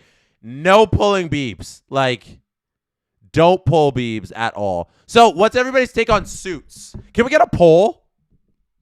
Was Suits good? I feel like that's what the poll should say. Was Suits good? I didn't watch it. It looked bad, so I didn't bother watching it. It seems like we have mixed opinions. Oh my goodness, Denise. Denise says, I may get banned from what I do for defending them. Denise, are you a Harry and Meghan Markle fan? Wow. Justin says Suits was okay. Matt says Suits is amazing.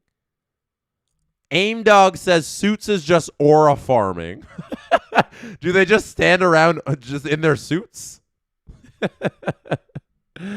Domino Knight says, at the Canucks game, watching the warm-up before I focus on the hockey game. Go, Jays, go. Appreciate you tuning in, Domino. Robert Betts says, Bieber doing well. Better get to the pen, John. Cam Redneck says, what you going to do while looking at it in your bed? That's between me and the picture on top of my bed. You don't worry about that. That's between me and Kevin Gosman.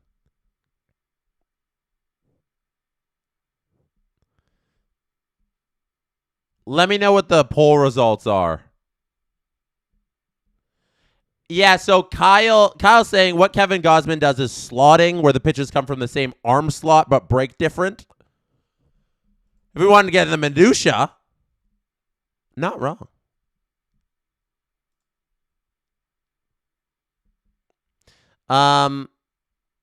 Otani here, 1-2 count to Bichette. That ball's outside. Fun fact about this game happening in... Is it in Southern California, first of all? I just stopped myself. Or is it in NorCal? Bichette, deep left field, is going to be caught by Kike. Fun fact about this game being played right now in Los Angeles.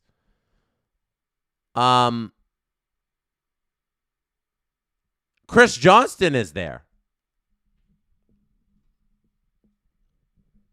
So, yeah, like, so. Oh, I didn't mean SoCal. I meant Nor LA. Do you guys differentiate like Northern LA and Southern LA?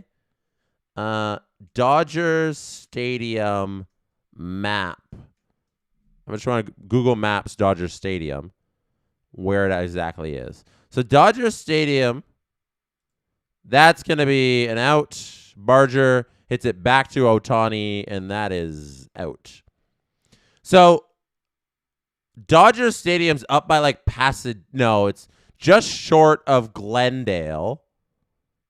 Out in what would you call this area? What would you call the area Dodger Stadium's in? It's in like Echo Park area. It's south of Glendale, southwest of Pasadena, East LA. Is it East LA? Chinatown's out there too, kind of. West Hollywood's kind of over there. LA's so big. What areas? Is that like northern LA? LA people, let me know. Chez Ravine, right?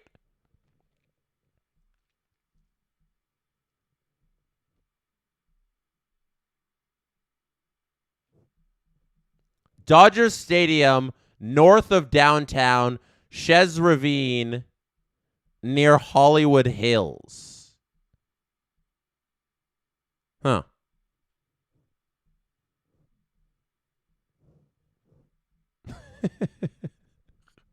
Chavez Ravine. Why can't I call it Chevs? Why can't I call it the thing that's wrong? Chavez Ravine. Kirk here strikes out.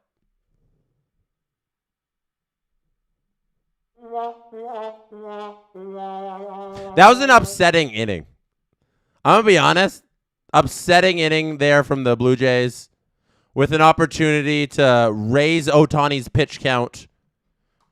He outdueled them in every instance. Oh, poll sent.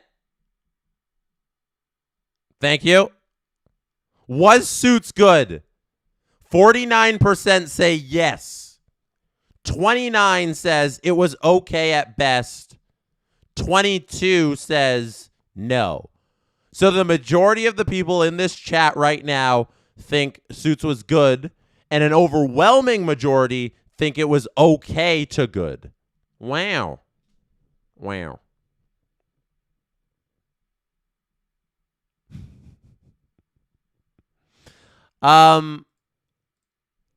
This Blue Jays game here. We're going to the bottom of the 6th inning. I had a super chat I missed from Austin. Hey, Jess, I played baseball as a team but didn't always understand batting order. Could you explain why it's important? Batting order is important. Actually, we did this earlier. Funny you should ask it now.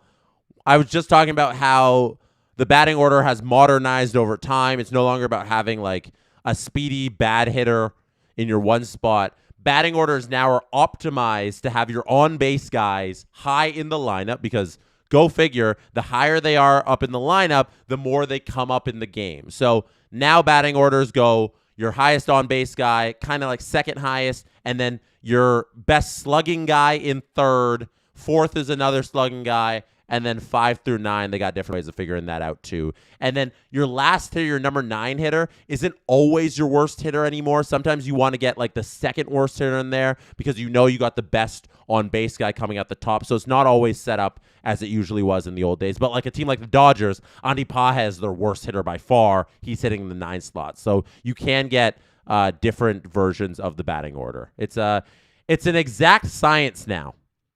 Batting order isn't just vibes. It's a science. How are we feeling now that we've crossed the halfway point in this ballgame?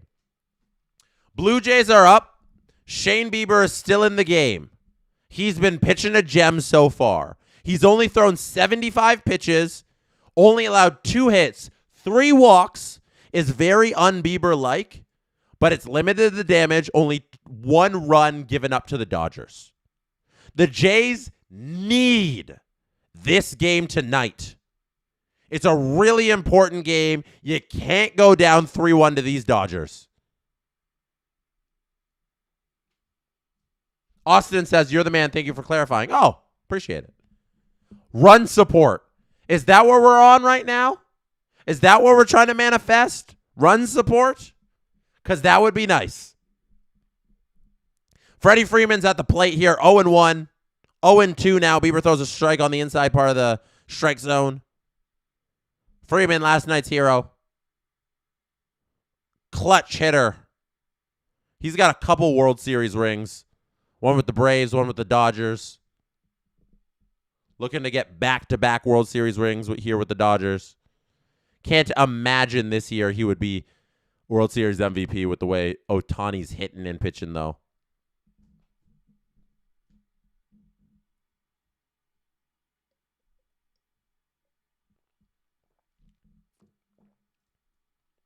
That is going to be a base hit by Freddie Freeman as Vladdy couldn't squeeze it, trying to dive, slide to his left, and squeeze that ball. Couldn't do it.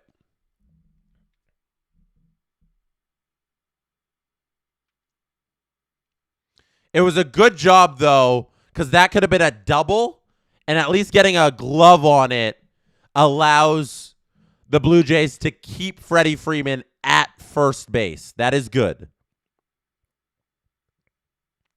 We have an answer to my LA questions here. This comment from AK, Freddie Freeman right there. Last year's World Series MVP.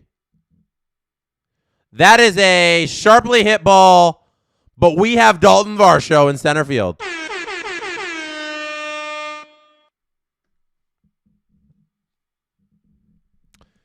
Answer here from AK. Oh, no!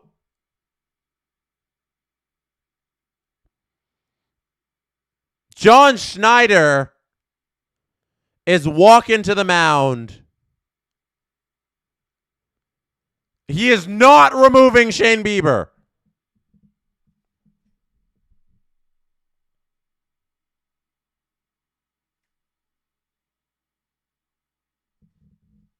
John Schneider walks to the mound and does not remove Shane Bieber. Thank goodness. We're good. We're good.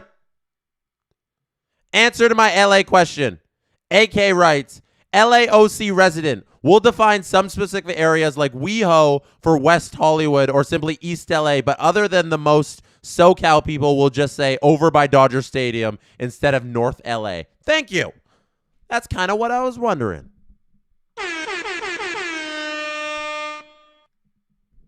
Teoscar Hernandez lines a ball up the middle. One pitch after John Schneider goes up to check on Bieber. Bieber allows a hit to Teoscar. And that's it. That is it. One pitch later, John Schneider's done. Wow. Wow.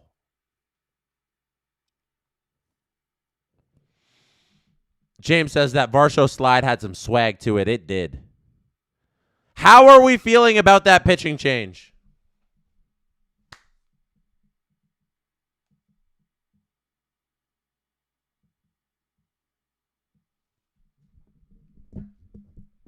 How are we feeling about that pitching change? Shane Bieber has pitched a total of 81 pitches. His night is over. 5 1/3 innings, 3 strikeouts, 1 earned run, 4 hits.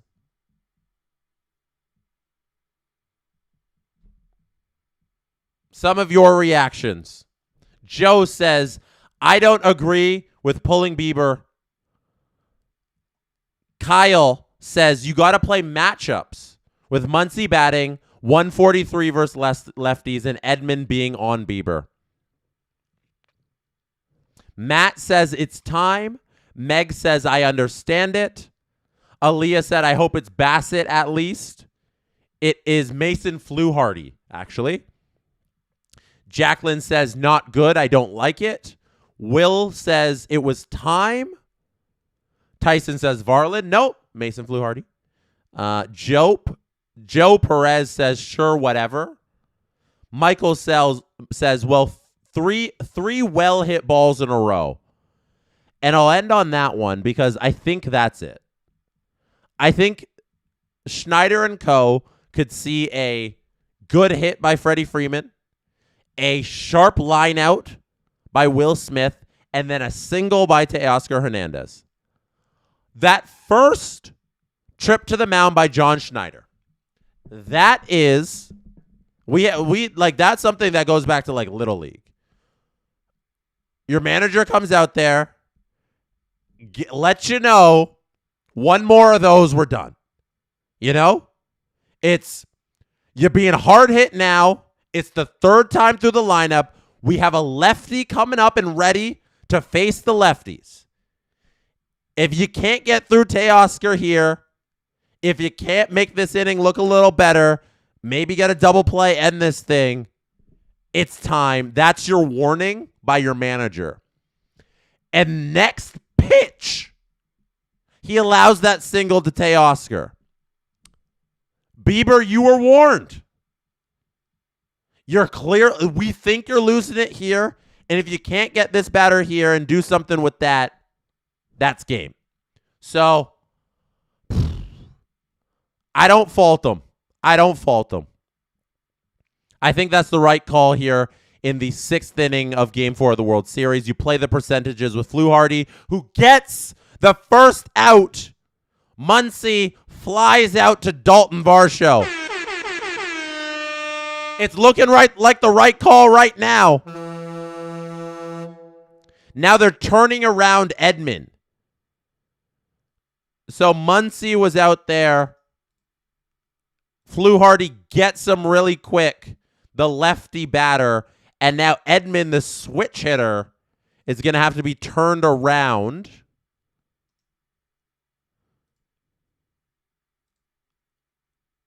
So we will see how Fluharty does now against the sickness, Mason Flu. It is flu season. Here we go. 0-1's the count. Edman fouls that one off.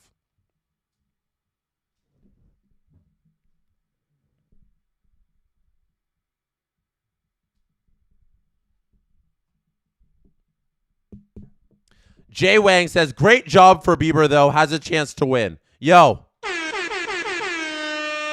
I didn't get to say that. Facts. Thank you, Jay. Oh, yeah. Mason Fluharty strikes out Edman. Sit down, Tommy.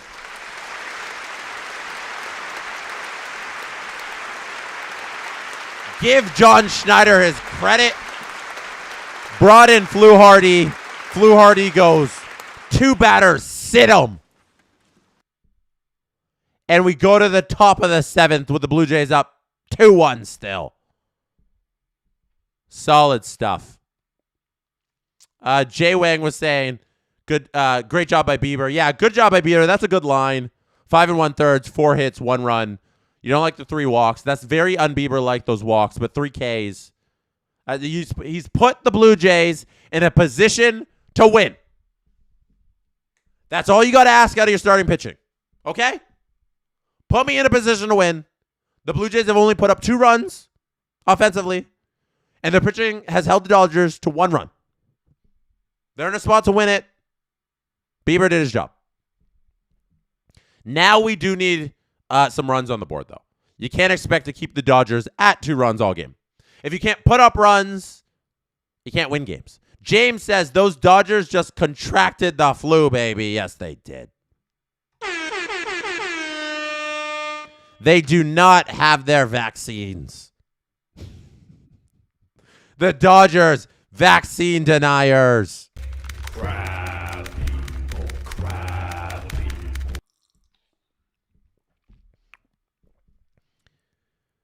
We are heading to the top of the 7th. And for the Blue Jays, they will have Varsho, Clement, and Jimenez. I'm guessing Ohtani is going to come back out. He's been pitching really well. He has thrown, however, a lot of pitches. 90 pitches. So we'll see if Ohtani comes out. Yo, I would love Bassett. Ty Kane, I think has got it. Bassett, 7-8. Hoffman, 9. Would love to see that.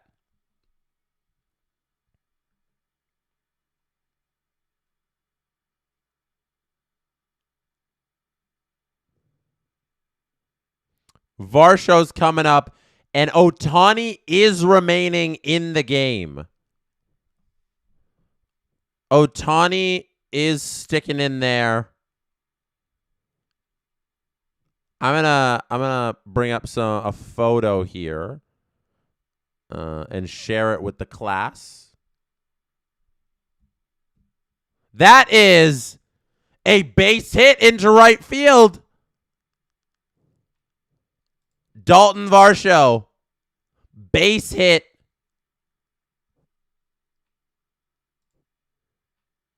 into right field, gets the Jays started here with a leadoff single.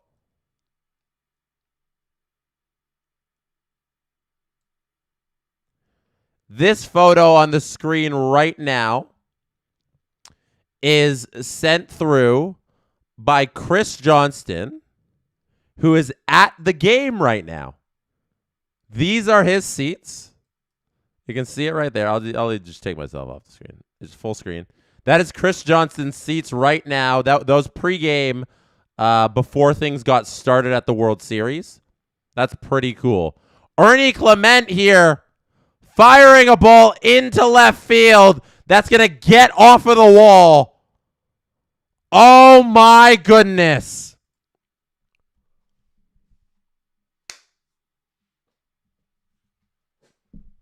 What are we asking for out of Andres Jimenez?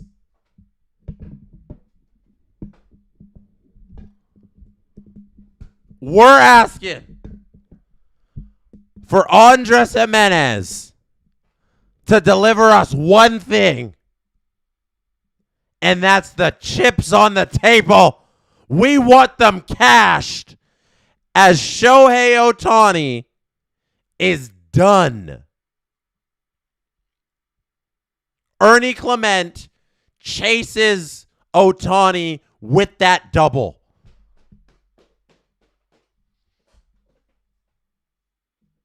We need a... This is about to be a big moment.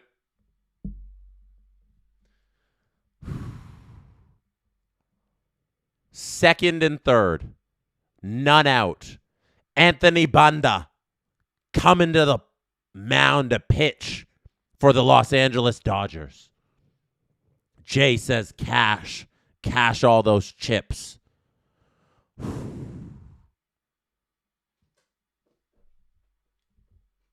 You know, I was about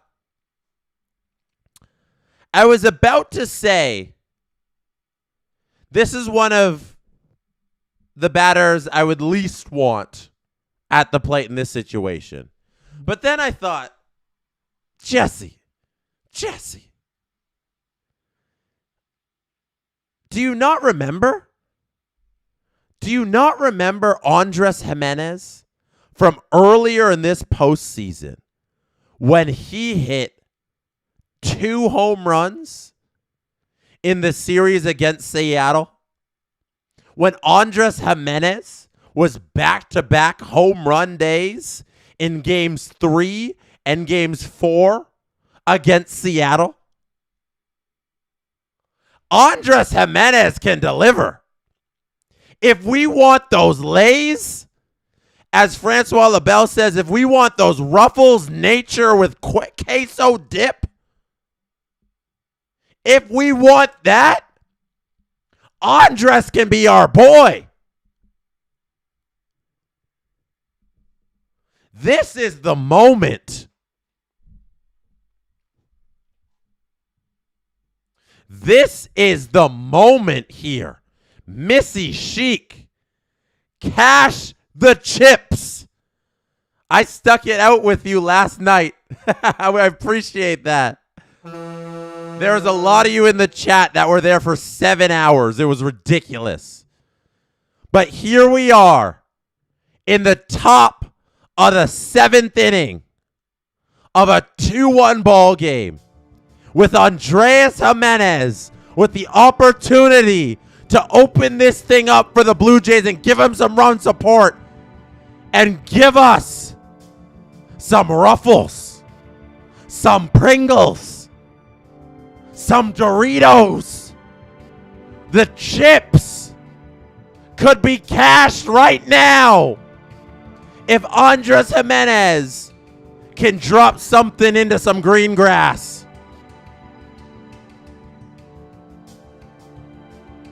We got a couple speedy runners on too. I'm not worried about Varsho scoring from third for certain. I'm not worried about Ernie Clement rounding that base at third and scoring home. As long as Andres Jimenez can deliver like he did against Seattle.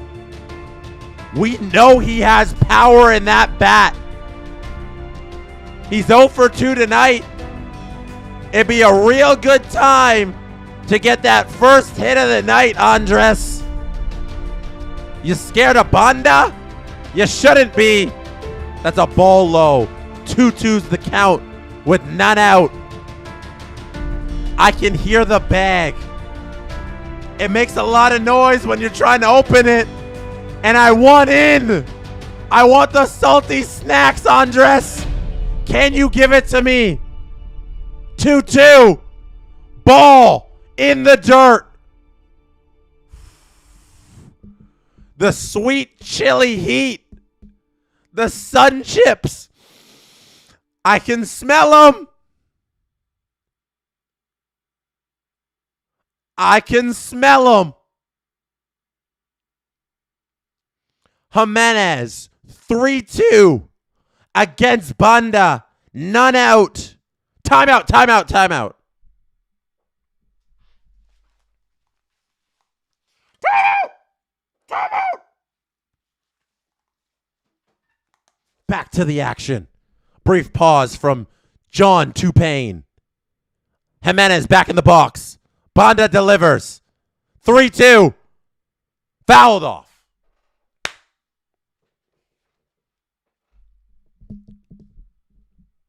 We reset.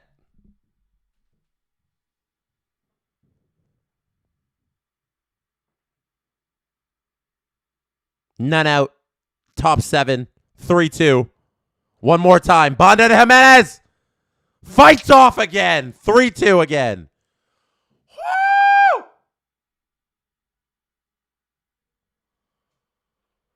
Woo!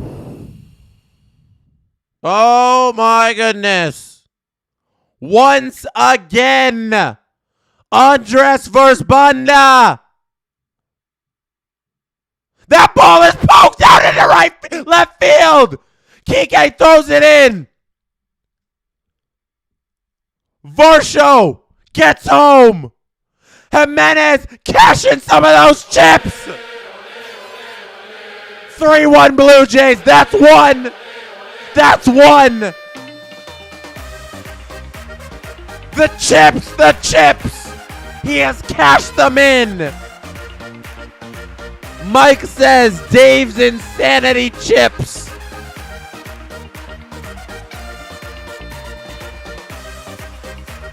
Thank you, Jimenez.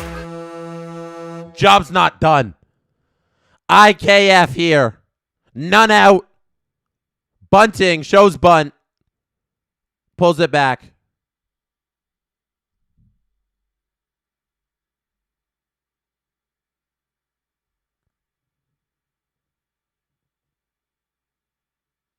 IKF.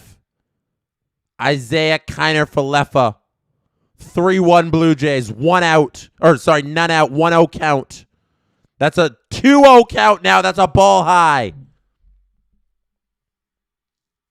Lorenzo says, I want my chips with the dip. You don't get the dip till you get the ring. You don't get the dip until you get this thing. This is when you get the dip. Don't worry. 4 wins. 3 wins now for the Jays. They get one of these, and we get our chips with the dip.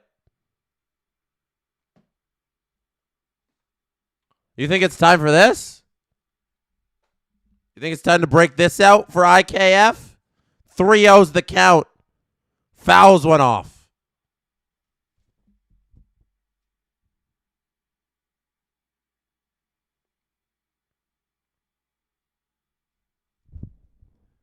The I Want It All World Series towel for IKF at the plate to hopefully cash us some chips. This thing smells kind of bad. I don't really want it near my face. It's from the game, game 2. My sister was there. Gave me a rally towel. We cash more chips. It's getting a lot of rallying. That's line to third. Oh!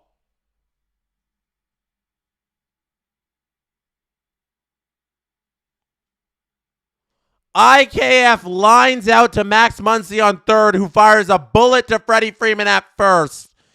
And they get Jimenez doubled off. The Blue Jays are challenging, however. Wow. Jimenez looks safe. What a play by Max Muncy. What a cannon.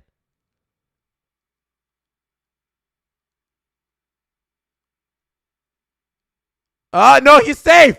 He's safe.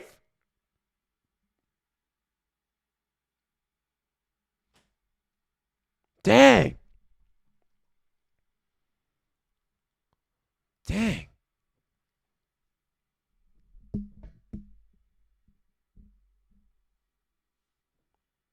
He looks safe. No, he's safe. Yep. Yep.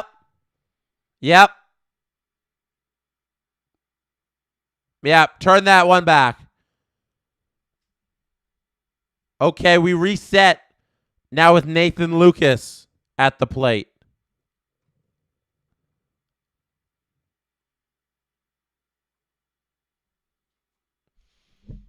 Okay. Water break, everybody.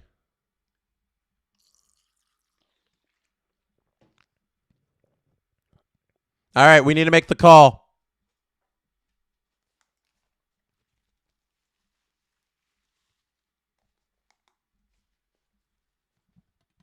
We are waiting for the call. We will see what the umpire says, and then we will make the call ourselves. We are currently in the video review booth. I was so excited to use the rally towel. I might have jumped the gun on the rally towel. I'm sure they're showing the replay again. I think that's safe. I think it's totally safe. The ball's out of the glove. The fingers are on the bag. That looks safe. All right, here we go. After review, the call on the field is overturned. The runner is safe. Hell yeah. Let's absolutely go. Let's absolutely go. Yo, who said Sportsnet's down? Wait, who's pinch hitting for Nathan Lucas? Oh, Ty France. Ty France is pinch hitting for Nathan Lucas. Wow. Yeah, I'm watching the game. How? Damn, that sucks. Yo, Sportsnet. Gosh damn.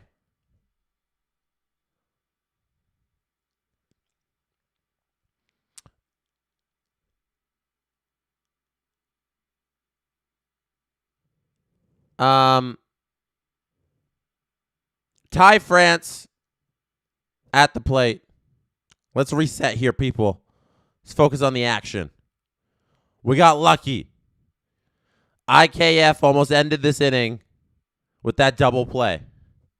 But now, no, he wouldn't have ended the inning. It would have been 2 outs. There was none out. Almost 2 outs, runner on third. Get lucky here. Now there's only 1 out. Ty France here. Hitting one to the right side. He's going to have a fielder's choice. That's going to bring in a run. Let's go. Let's absolutely go. That's all you need to do. That's all you need to do. Cash him in.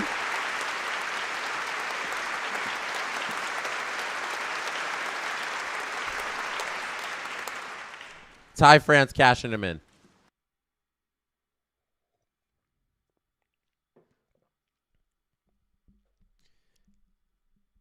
Now, Anthony Banda is being removed from the game.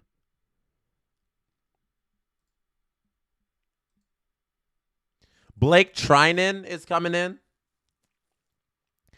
Getting a little Blake Trinan action. He's going to try and get out of this inning.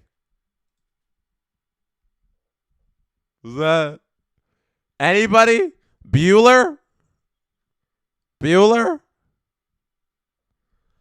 Missy Chic says, can't watch you suffer, Jesse. It's 4-1 Jays. Leave that team out of this. Always leave that team out of this. Here we go. We have a game day 3D to review. Andres Jimenez here at the plate. Anthony Banda at the mound. He throws one to Jimenez, who's able to push it over to left field.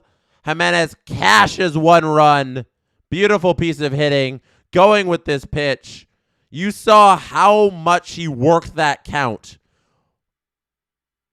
You know, like he battled to get this one pitch that he could hit.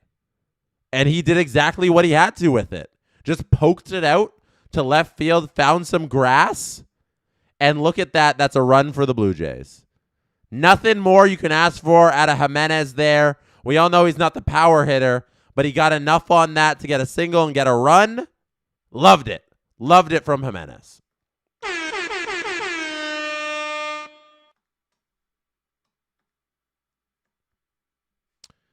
The Dodgers, like I said, are going to Blake Treinen to try and get another couple outs. 1 out this inning to finish off the inning for the Dodgers. Trying to get one more. Jays are up 4-1. It's now up to the Blue Jays bullpen to hold this lead. Vladdy has been intentionally walked here. Yeah. Before the pitching change was made, they gave the 4 balls to Vladdy, and they were assigned. So I'm just trying to get all the info out there as we reset. The walk is going to be issued to Banda before they replace Banda with Trinan. So now Blake Trinan's on the mound. Vladdy's on first. Andres Jimenez is on second. And Bo Bichette is at the plate. Everybody caught up? Everybody here?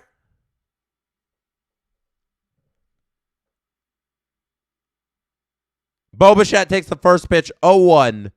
It's down the middle. Robert Bett says, surprised you didn't get your emotional support pizza box out last night. Was it last night or night before Pizza Box made an appearance? Pizza Box always here having a good time. That ball's hit by Bo Bichette deep into left field. It's off the wall. This is hopefully going to get Jimenez home. It does. Vlad goes to third. Bichette hangs out at first. That's a long single, but that long single cashes a run for the Jays. The Jays continue to tack on runs here in the top of the 7th inning. 5-1 Blue Jays. They are pouring it on here after chasing Ohtani. They are not making this easy on the Dodgers bullpen. They're getting their hits. They're cashing their chips. Whether it's Ruffles, Pringles, Tostitos, or Doritos, they are cashing them, and Barger continues the cash train. Vladdy is coming on home. He can walk in from third base as Barger punches one into left field past the diving shortstop Mookie Betts. That is 6-1 Blue Jays. Well done, Barger. Well done.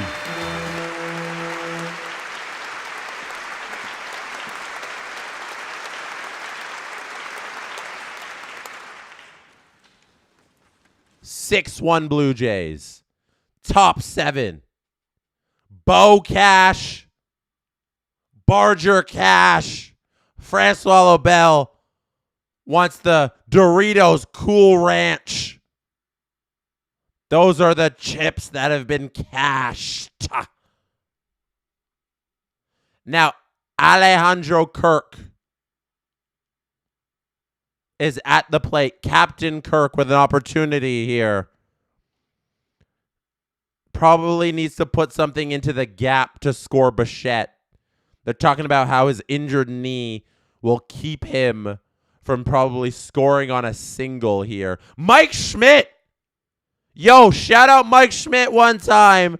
Gifts 20 SDP VIP memberships. If you received one of those memberships, thank Mike Schmidt for that gift. Unbelievable. Thank you, Mike. Longtime supporter here of SDPN. Alejandro Kirk swings through this 2-0 pitch. It's now 2-1 on the count. Common says, my Sportsnet app crapped the bed during the Jimenez at-bat, so now you're my only hope, Jesse. Go Jays. Oh, Common, thank you for being here. So apparently, is it confirmed the app crashed? I'll try and do more play-by-play. Now that the app is down, I know some people can't watch it. That sucks. I'm so sorry. You'd think that a platform that you pay for would be able to deliver its product at the most important time of the year for Rogers. Here is a fly out to right field.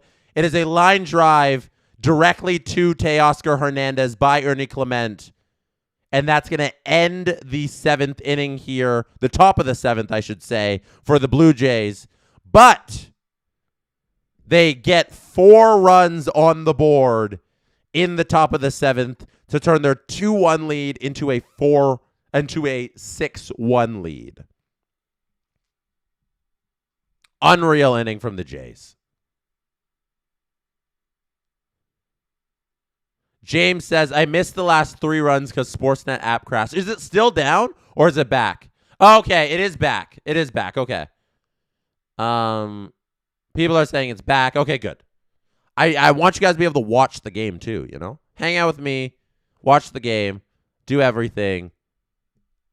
James says, mine is working again, but stopped for about 7 to 8 minutes. That's brutal. Somebody said, did Vladdy go yard? Vladdy did not go yard. He was intentionally walked.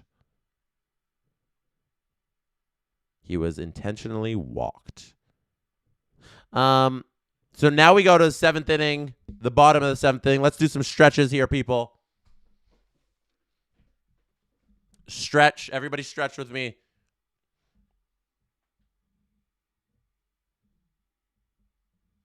I hope everybody's doing their stretches.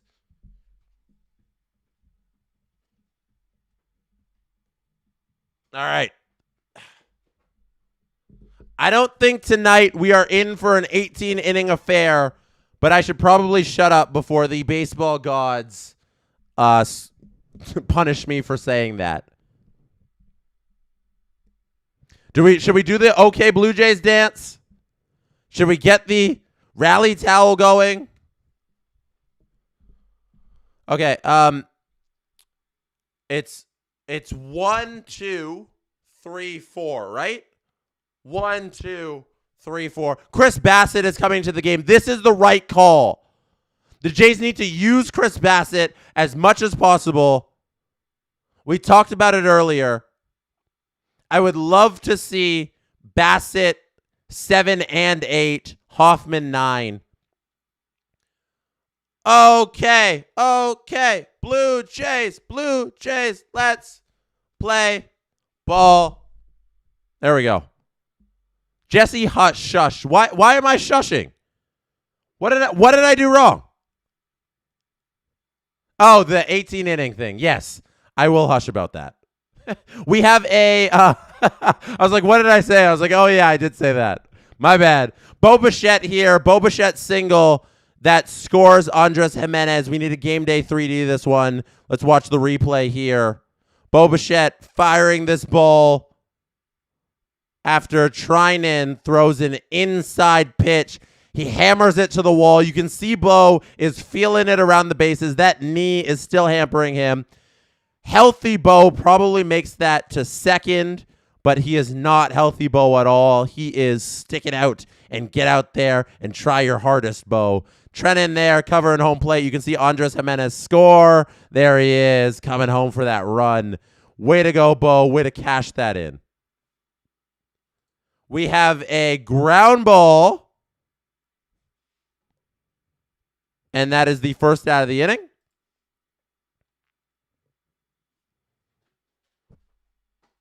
Kike Hernandez grounds out to Andres Jimenez. We had a substitution happening right now. Alex Call is coming in to hit for Andy Pajes. We'll see what Call can do. Robert Bett says, watching on Sportsnet Ontario on Prime, never had an issue. Mine never went down. Hi, Javier says, thanks for the play-by-play. I can't watch the game, so this is getting me my fix. Oh, hey, you're welcome. There's my air horns for you. Thank you for the super chat. Bailow says, the 18 innings was spectacular, and I'm so glad it happened. I never want to see it again. That's exactly how I feel about it. Yo, last night was a moment I'm going to remember forever, and I'm so happy I got to be a part of it and stream for 7 consecutive hours. Never want to do it again. Never, ever want to do it again. I don't wish that on my worst enemy. So, I agree with you, Bayloust. And Cody complaining here about Sportsnet. It says Sportsnet app is trash, over $300 a year, and you can't even watch replays of NHL goals without watching ads first. Absolute greed. It should work. You know, it should at least work. That's a shame. Alex Call here is 0-2 is the count. 1 out. Bassett's ahead here.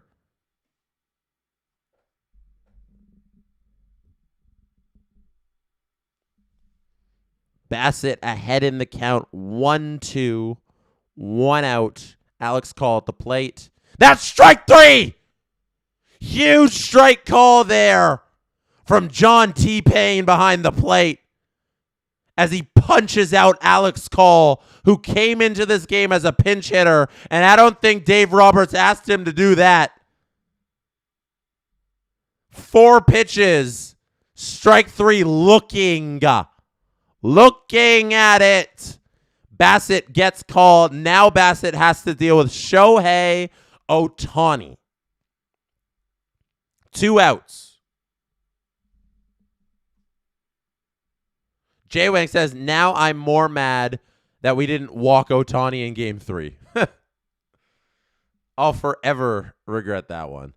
Here's Ohtani. Takes a ball low. That's 2-0. Bassett clearly pitching around Ohtani. The smart thing to do. Can't really give this man something to hit. You got to be patient. I think Bassett could easily go 2 innings here. He's pitched so well in these playoffs. Oh, yeah. What a pitch. That was a beautiful curveball in the zone by Bassett. 71 miles per hour after throwing a 94-mile-an-hour sinker. Bassett dealing. Next pitch gets Ohtani to ground out to IKF at second base. That'll be the end of the inning, the end of the 7th. The Jays 6 outs away from closing this game 4 out. Unreal.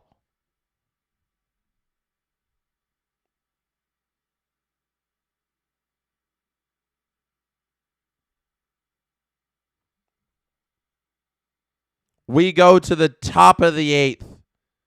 Varsho Clement Jimenez due up. One thing we haven't done in this game is check in with what you're eating. If you guys have a tasty meal that you've been enjoying during this game, I would love to know what it is, and I'll shout it out.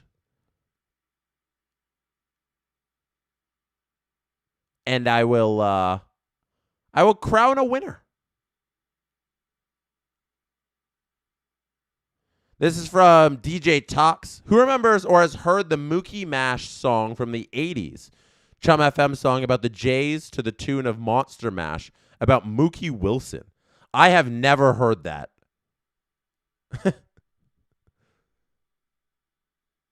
All right. Let's go. What people are eating tonight while they enjoy the baseball game. Mandatory fruit has apples and cinnamon protein oatmeal. Triscuits with cheese, says James. Taco Bell, Caden. I don't like Taco Bell at all. I am not a Taco Bell person. We have chicken masala, says never ignored. Pizza bits and pepperoni pizza pockets, quick and easy, says Giovanni. Mashed potatoes and rice crackers, that's Venusaur. Costco chicken pot pie. I like a chicken pot pie. That's absolutely fantastic. Mocha cheesecake I brought home from work, says Manny. Penne with, I don't know what that is, and chorizo. We got taco nachos, smoky dogs, poutine, tiramisu, mac and cheese, ramen, homemade pizza and coffee, once again, sour icebreakers. I don't know if we got a winner tonight.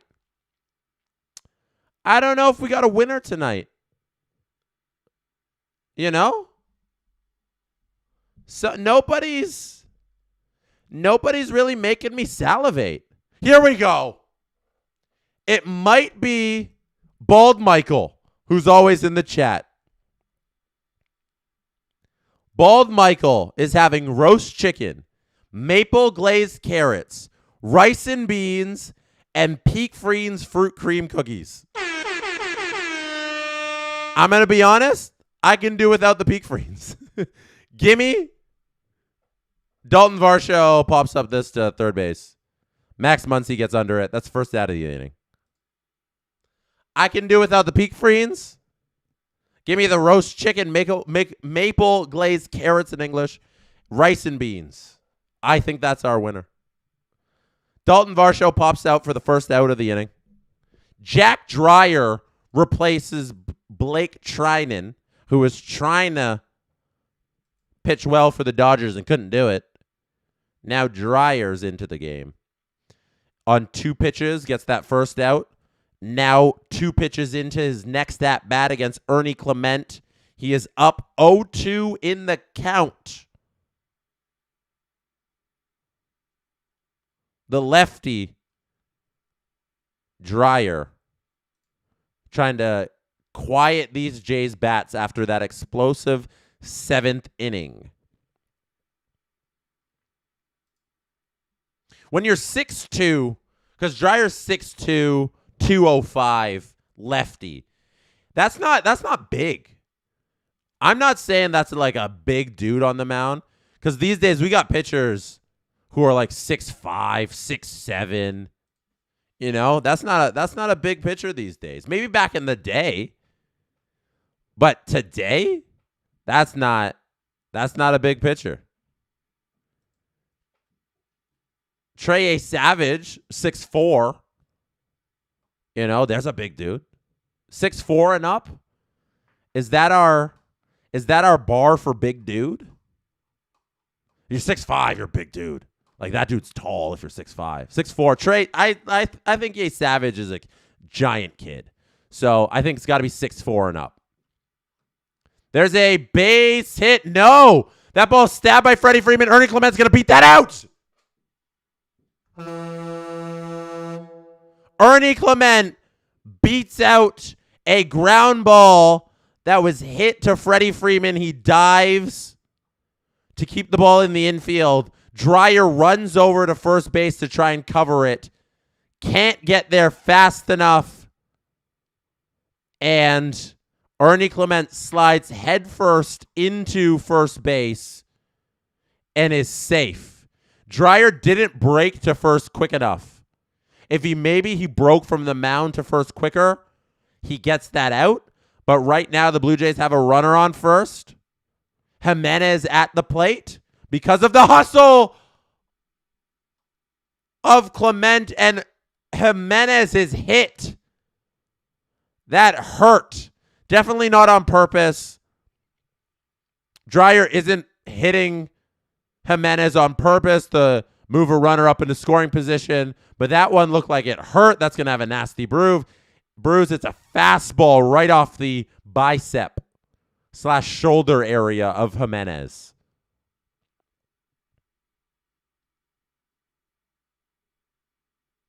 Sammy says, we are all winners. Yes, you are. Everybody in this chat's a winner for hanging out with me tonight, watching this game here. If you are here, hit like. If you really want to support the channel, hit subscribe. Appreciate every like and subscription we get. If you want to show some love to Easter Seals Ontario, we are raising money for kids with physical disabilities through our charity hockey team called Rachel's Raiders. We play in the Eric Lindros Celebrity Classic every fall. The link is in the description and in the chat to donate to our Easter Seals Ontario team. This is a ground ball to short. Mookie Betts can only go to first, can't turn 2, so they get the runner IKF at first. That's 2 down. But now the Blue Jays have a runner on third and second for Miles Straw, who's coming to the plate. Miles Straw was in defensively for Ty France, who had pinch hit for Nathan Lucas. So that's why Miles Straw is at the plate for his first at-bat of the day. Miles Straw, these playoffs, isn't hitting too well. Only 133 in these playoffs. Miles Straw's hitting. He had 4 at-bats yesterday. 4 at-bats Miles Straw had yesterday because the game just kept going. When you click like, it shows a baseball. Is that true? Can somebody confirm?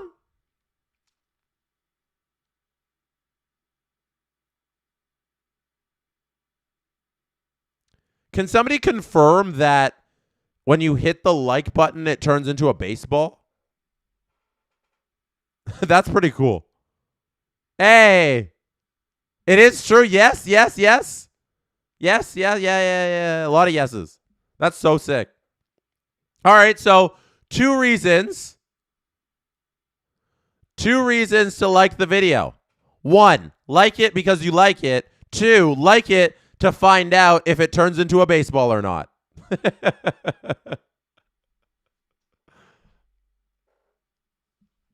James says the Jays are thinking of the children. Yes, they are trying to pick up a dub for the children. Miles Straw here. Fouls went off. 0-2 is the count. Miles Straw against Dreyer.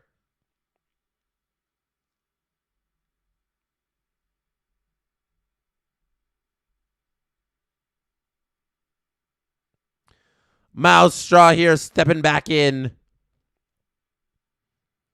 2 out, 2 on. We are trying to cash. We want more chips. But Miles Straw strikes out on a fastball high.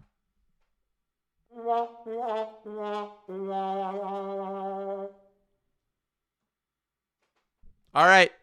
6 outs left. I would leave Bassett in there if I was managing your Toronto Blue Jays.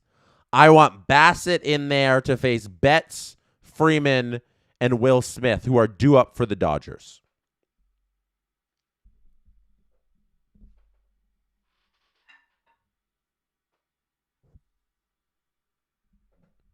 How are you feeling, Blue Jays fans? We got the run support that we desired. You know, this isn't a 2-1 game. It's not as stressful as it could be, like it was heading into that 7th inning. The Blue Jays managed to put up 4 in the top of the 7th. James says, click like again and got Springered in the head. I hope you didn't. Springer's just been hit all season long. It's such a shame. The Blue Jays pitching staff has really put it together here today. Fantastic outing by Bieber to start this game.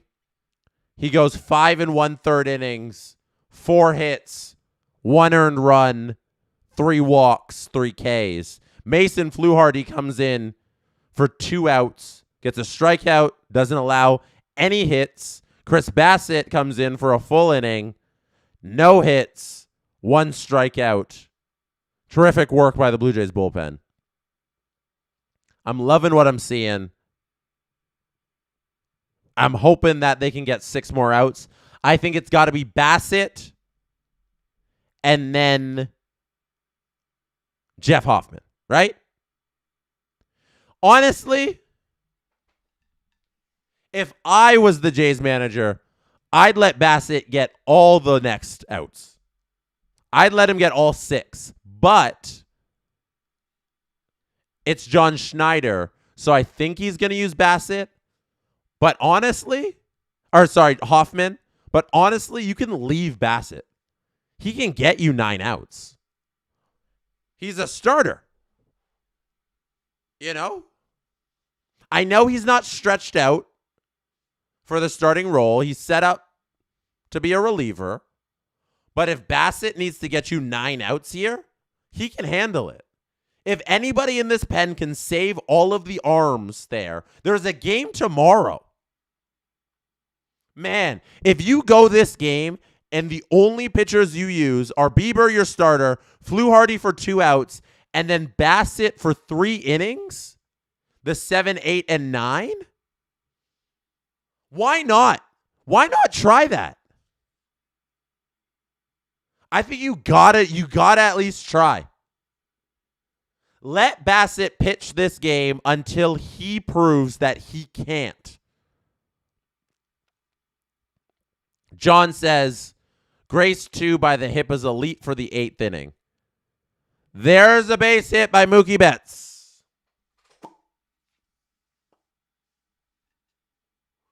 Mookie Betts hits one into left field over the leaping Andres Jimenez, who can't grab it. And Mookie Betts is on first base. Oh! Jimenez, a little close, a little far. Leadoff single. Freddie Freeman is up next. Bassett's on the mound. 12 pitches. Strike down the middle. Nice. Freddie Freeman this series is hitting 5 for 16. That's really good.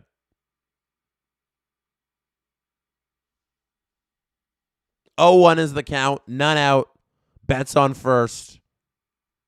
Swing and a miss. 0-2. Well done, Bassett.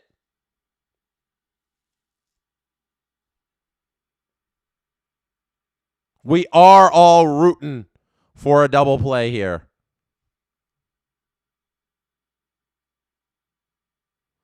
Bassett here throwing the 0-2 pitch. Gets Freddie Freeman swinging on a high ball, fastball. Well done, Bassett. Well done. Swing and a miss. It was a cutter. 91. Up out of the zone. Freeman chases. Will Smith is up next. Will Smith grounds one foul. Will Smith slaps it foul. 0-1's the count. I think Bassett can get all these outs. There's 5 left in this game. I'm just going to keep running Bassett out there. That Mookie Betts single does not deter my plans. That ball's inside. 1-1's the count.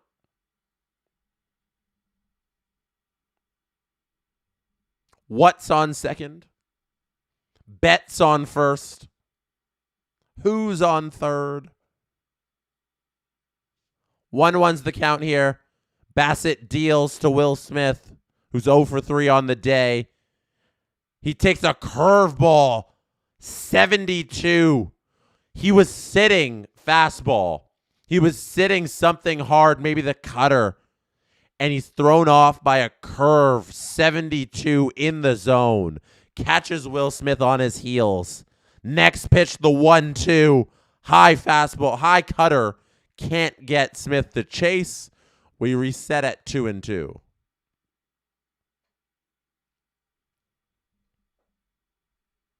Bassett up to 19 pitches on the evening.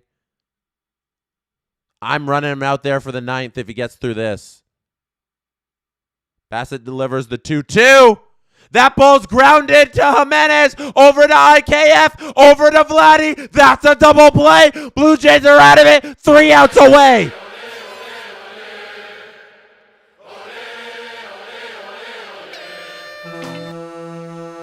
That is a beautiful inning by Christopher Bassett. Now all he has to do in the 9th inning is retire Teoscar, Max Muncy, and Tommy Edman. 3 outs left for the Blue Jays to make this series a 2-2 tie.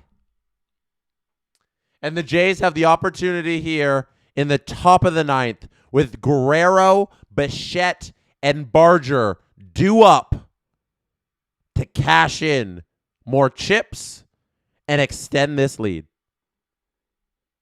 We are making good time. That is a very funny point, Josh.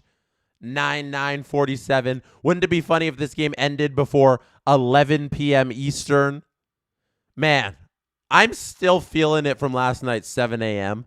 or 7 a.m. 7 hours. See? I'm still feeling it from last night's 7-hour stream. We went the whole thing, no quit, and we did it. We made it. It was the longest World Series game. It tied the longest World Series game in terms of actual innings. The previous longest game was the Dodgers and Red Sox in 2018. That was also 18 innings. It was not the longest by total time, however.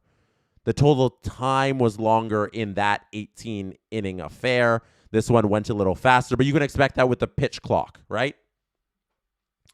You can expect that with the pitch clock. The games go a little bit faster, so the 18 innings in 2018 would be much longer than the ones today. So we got to all experience history together, which was so awesome. By the end of it, I think I was pretty delirious.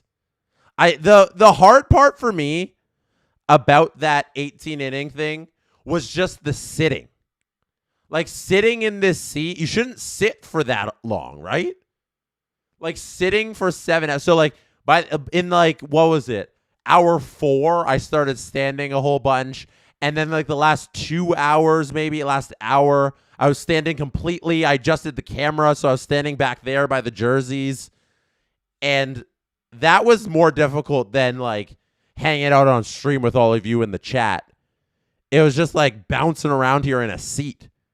That's just not fun for 7 hours. Like, you got to get up and walk around a little. All right. Top of the 9th here. Blue Jays here. They've limited the Dodgers to 5 hits all game long. 1 out. And they are at bat here with a 6-1 lead. The Blue Jays have 10 hits this ball game. But all their runs have come in only 2 innings. The third, they had a Vladdy home run.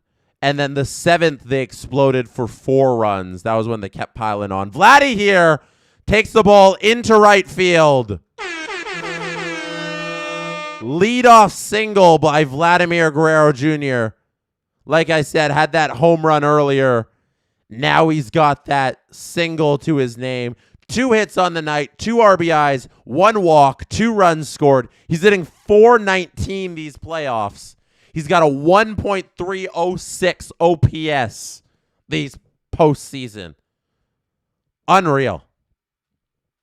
Best hitter by far this entire postseason. Even though Tani struggled against the Phillies, Vladdy hasn't struggled against anybody. Bo Bichette now is at the plate. The count is 0-1. Torrey says, no matter which team wins the World Series this year, it has been a legendary postseason with all the broken/tied records and first times. This has been a fantastic postseason. Yeah, it's been a really good watch. And it kind of helps that the Blue Jays are involved, right?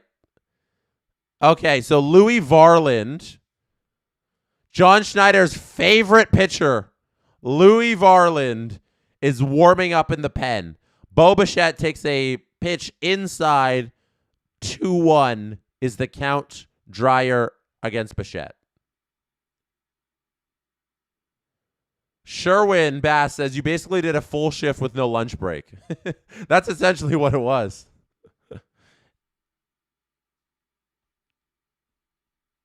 Louis Varland has pitched in 12 of the Blue Jays postseason games. Almost all except 2 of the postseason games for the Blue Jays, Louis Varland has been in there.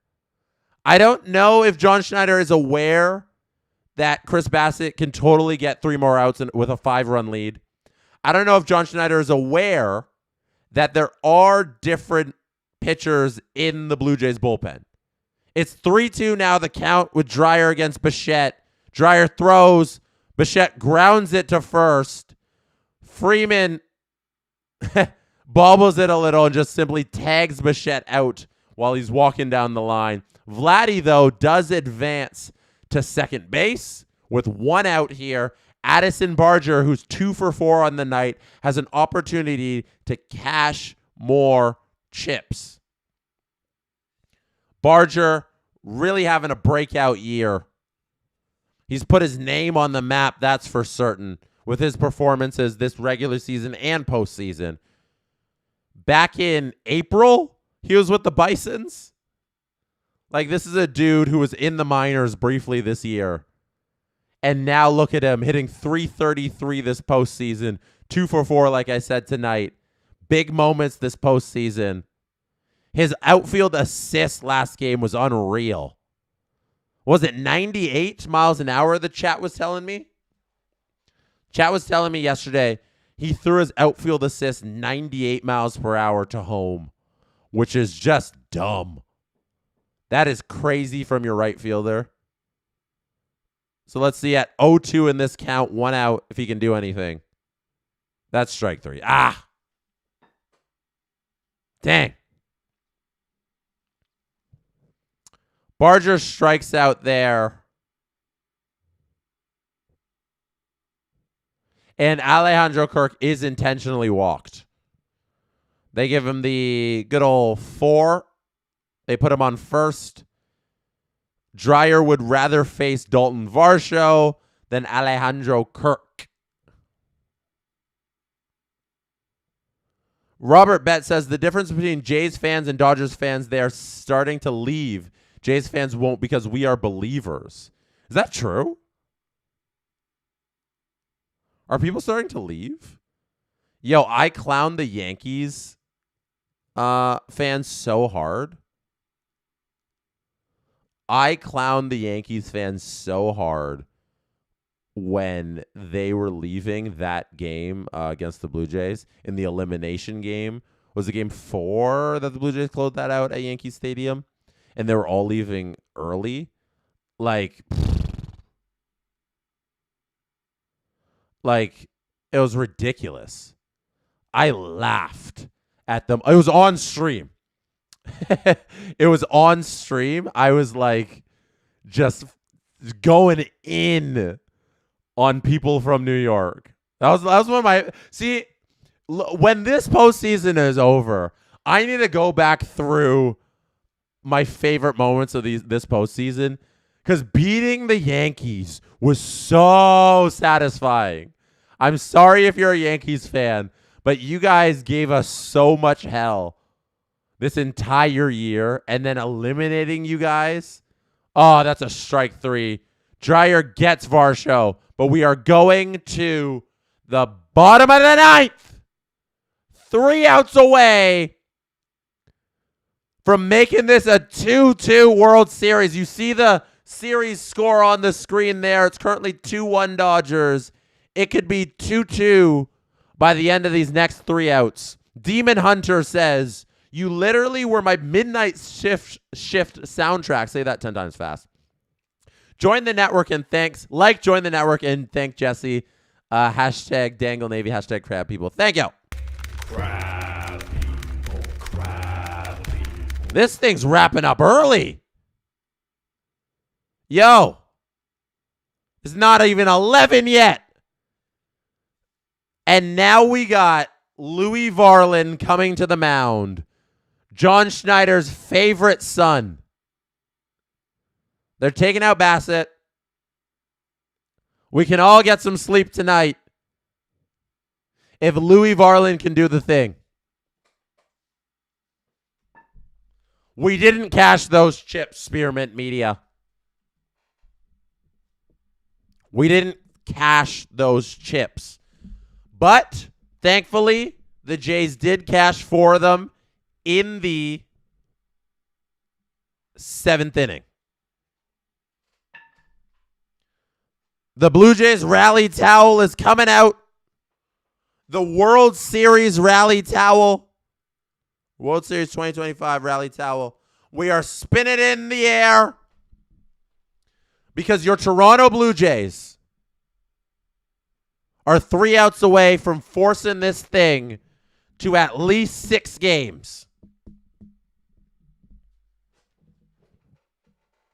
Emo Jalapeno says, this game felt like 45 minutes long compared. Yep. This is like 5-minute game here.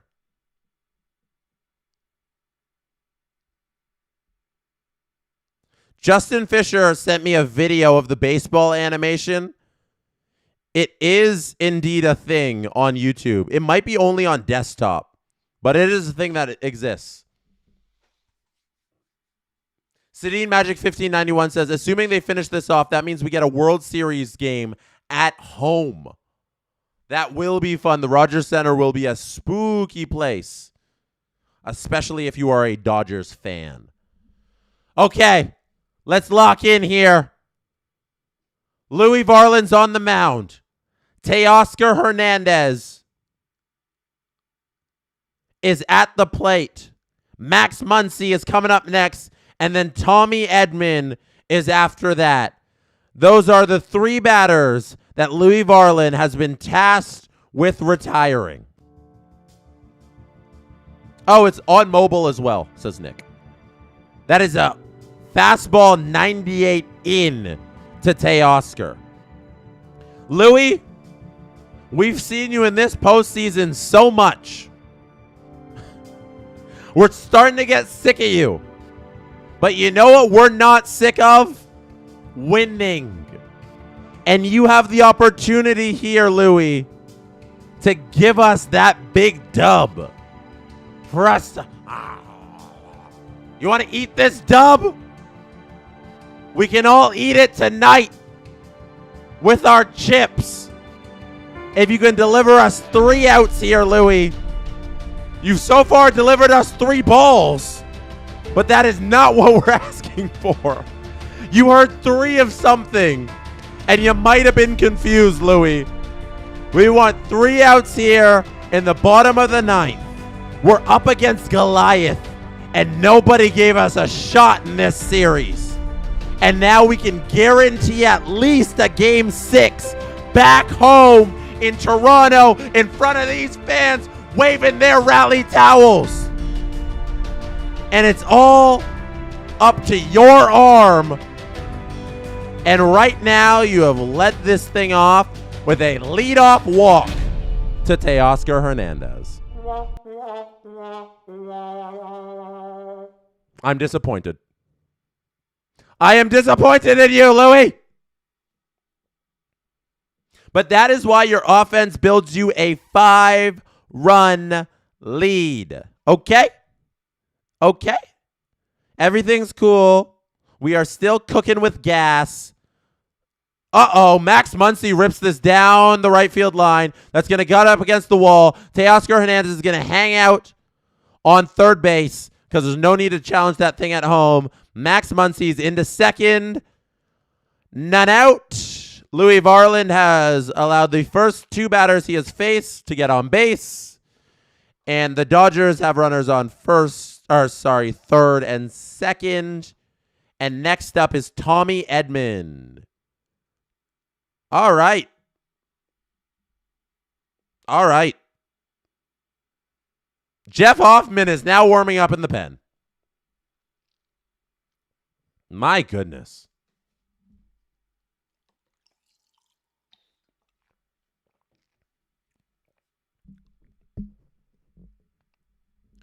All right. Pete Walker's coming to the mound. He's chatting with Louis Varland. He's whispering sweet nothings into his ear. And now this might be Louis Varland's last batter. He hasn't been good. 7 pitches in. 7 pitches in. And I already am craving Chris Bassett back on my mound. Here we go. Tommy Edman into the batter's box. Louis Varland there throws a strike. Whew. 0-1's the count. Still a 5-run lead for the Blue Jays, which is substantial, which is good. The offense showed up today. Your bullpen should be able to maintain a 5-run lead with 3 outs to go in this game. Like, that should be something that your bullpen can hold. You have 3 outs remaining, 5 runs to spare. You can do this, Toronto. Varland deals 1-1 to Edman. Gets him. 2 strikes. Swing and a miss by Edman. All right, Louie. You're looking better. Edman earlier in this game did have a hit, and he does have a walk. The 1-2 pitch is thrown away. It's going to be grounded by Clement. A run is going to come in, but Edman is going to be retired. Teoscar Hernandez comes home on the ground ball to third base, and Clement chooses to go to first and get this secured out, as opposed to trying to get Teoscar at home, which is the right move. Tommy Edman drives in a run on that out there. And now Kike Hernandez is at the plate with a runner on second base and 1 out in the bottom of the 9th inning. 4-run lead now for your Blue Jays. Francois LaBelle says, put those chips back in the back.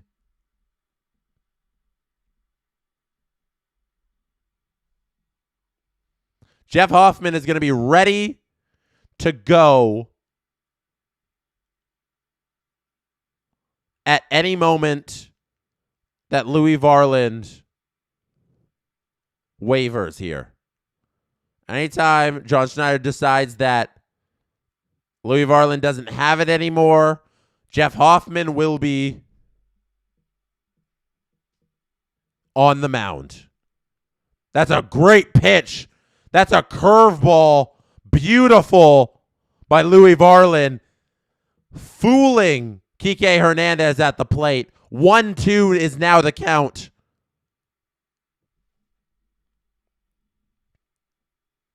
Varland deals. Knuckle curve low. They check down at the first base ump to see if Kike went around. He did not. Count is now 2-2 with 1 out. The Blue Jays need to avoid bringing Ohtani to the plate. That's a swing and a miss. Louis Varland. Beautiful.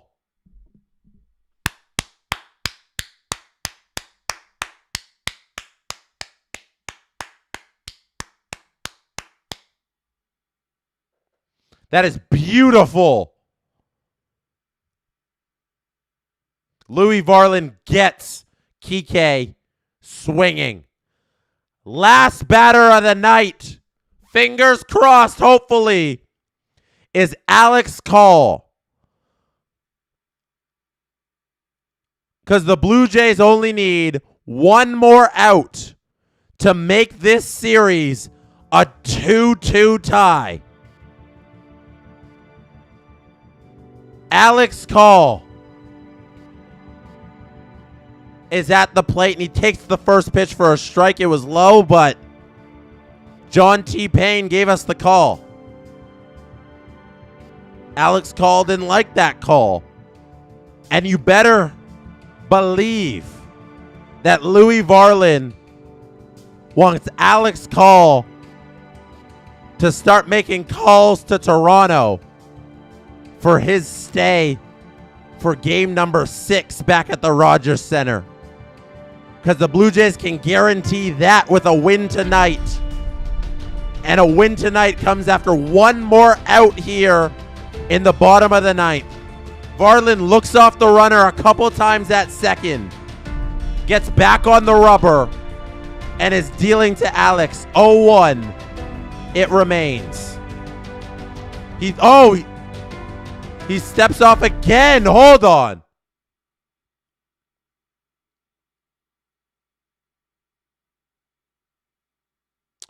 So Varland is concerned that Max Muncy was relaying signs from second base. So to explain everything that just happened there.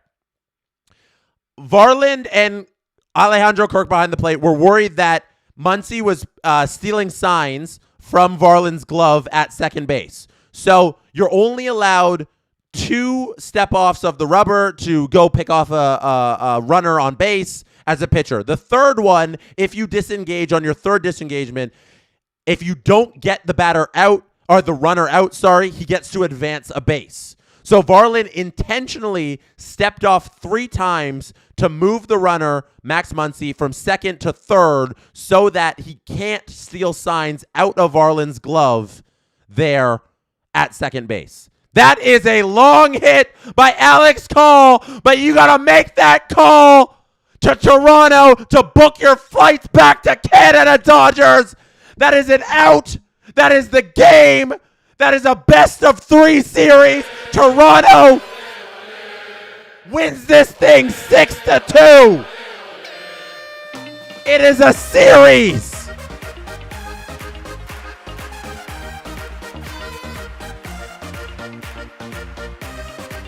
Last night's 18-inning devastating loss did not deter these Blue Jays. They knew that loss was just a loss of the game and not a loss of the series. The World Series is still alive. And you better believe that Dave Roberts has to clear customs to get back into Canada again. Because we got a Game 6 at the Rogers Center. And we got a Game 5 tomorrow back at Dodger Stadium where the Blue Jays have the opportunity to go up 3-2 in this series. Somehow, some way, that super chat is correct from Steven in that the Commissioner's Trophy will be lifted in Canada. We got Game 6, baby. Your Toronto Blue Jays, on the heels of a devastating loss, bounce back with a spectacular pitching performance. Bieber, 5 1/3 innings, 1 run. Fluharty, nothing. Bassett, nothing. Varland, enough. We got enough out of Louis Varland. We ended a lot earlier than the 7-hour marathon last night. Thank you, everybody, for hanging out. Thank you, everybody, for coming along with this ride. The Blue Jays delivered in the 3rd inning and the 7th inning, and that proved to be enough from their bats. They shut down the Dodgers. They won this Shohei Ohtani start. And the series, like I said, time and time again, is all tied up. And we'll be back here tomorrow at 8 to see if the Blue Jays can take the lead. That's it. Hit like on your way out.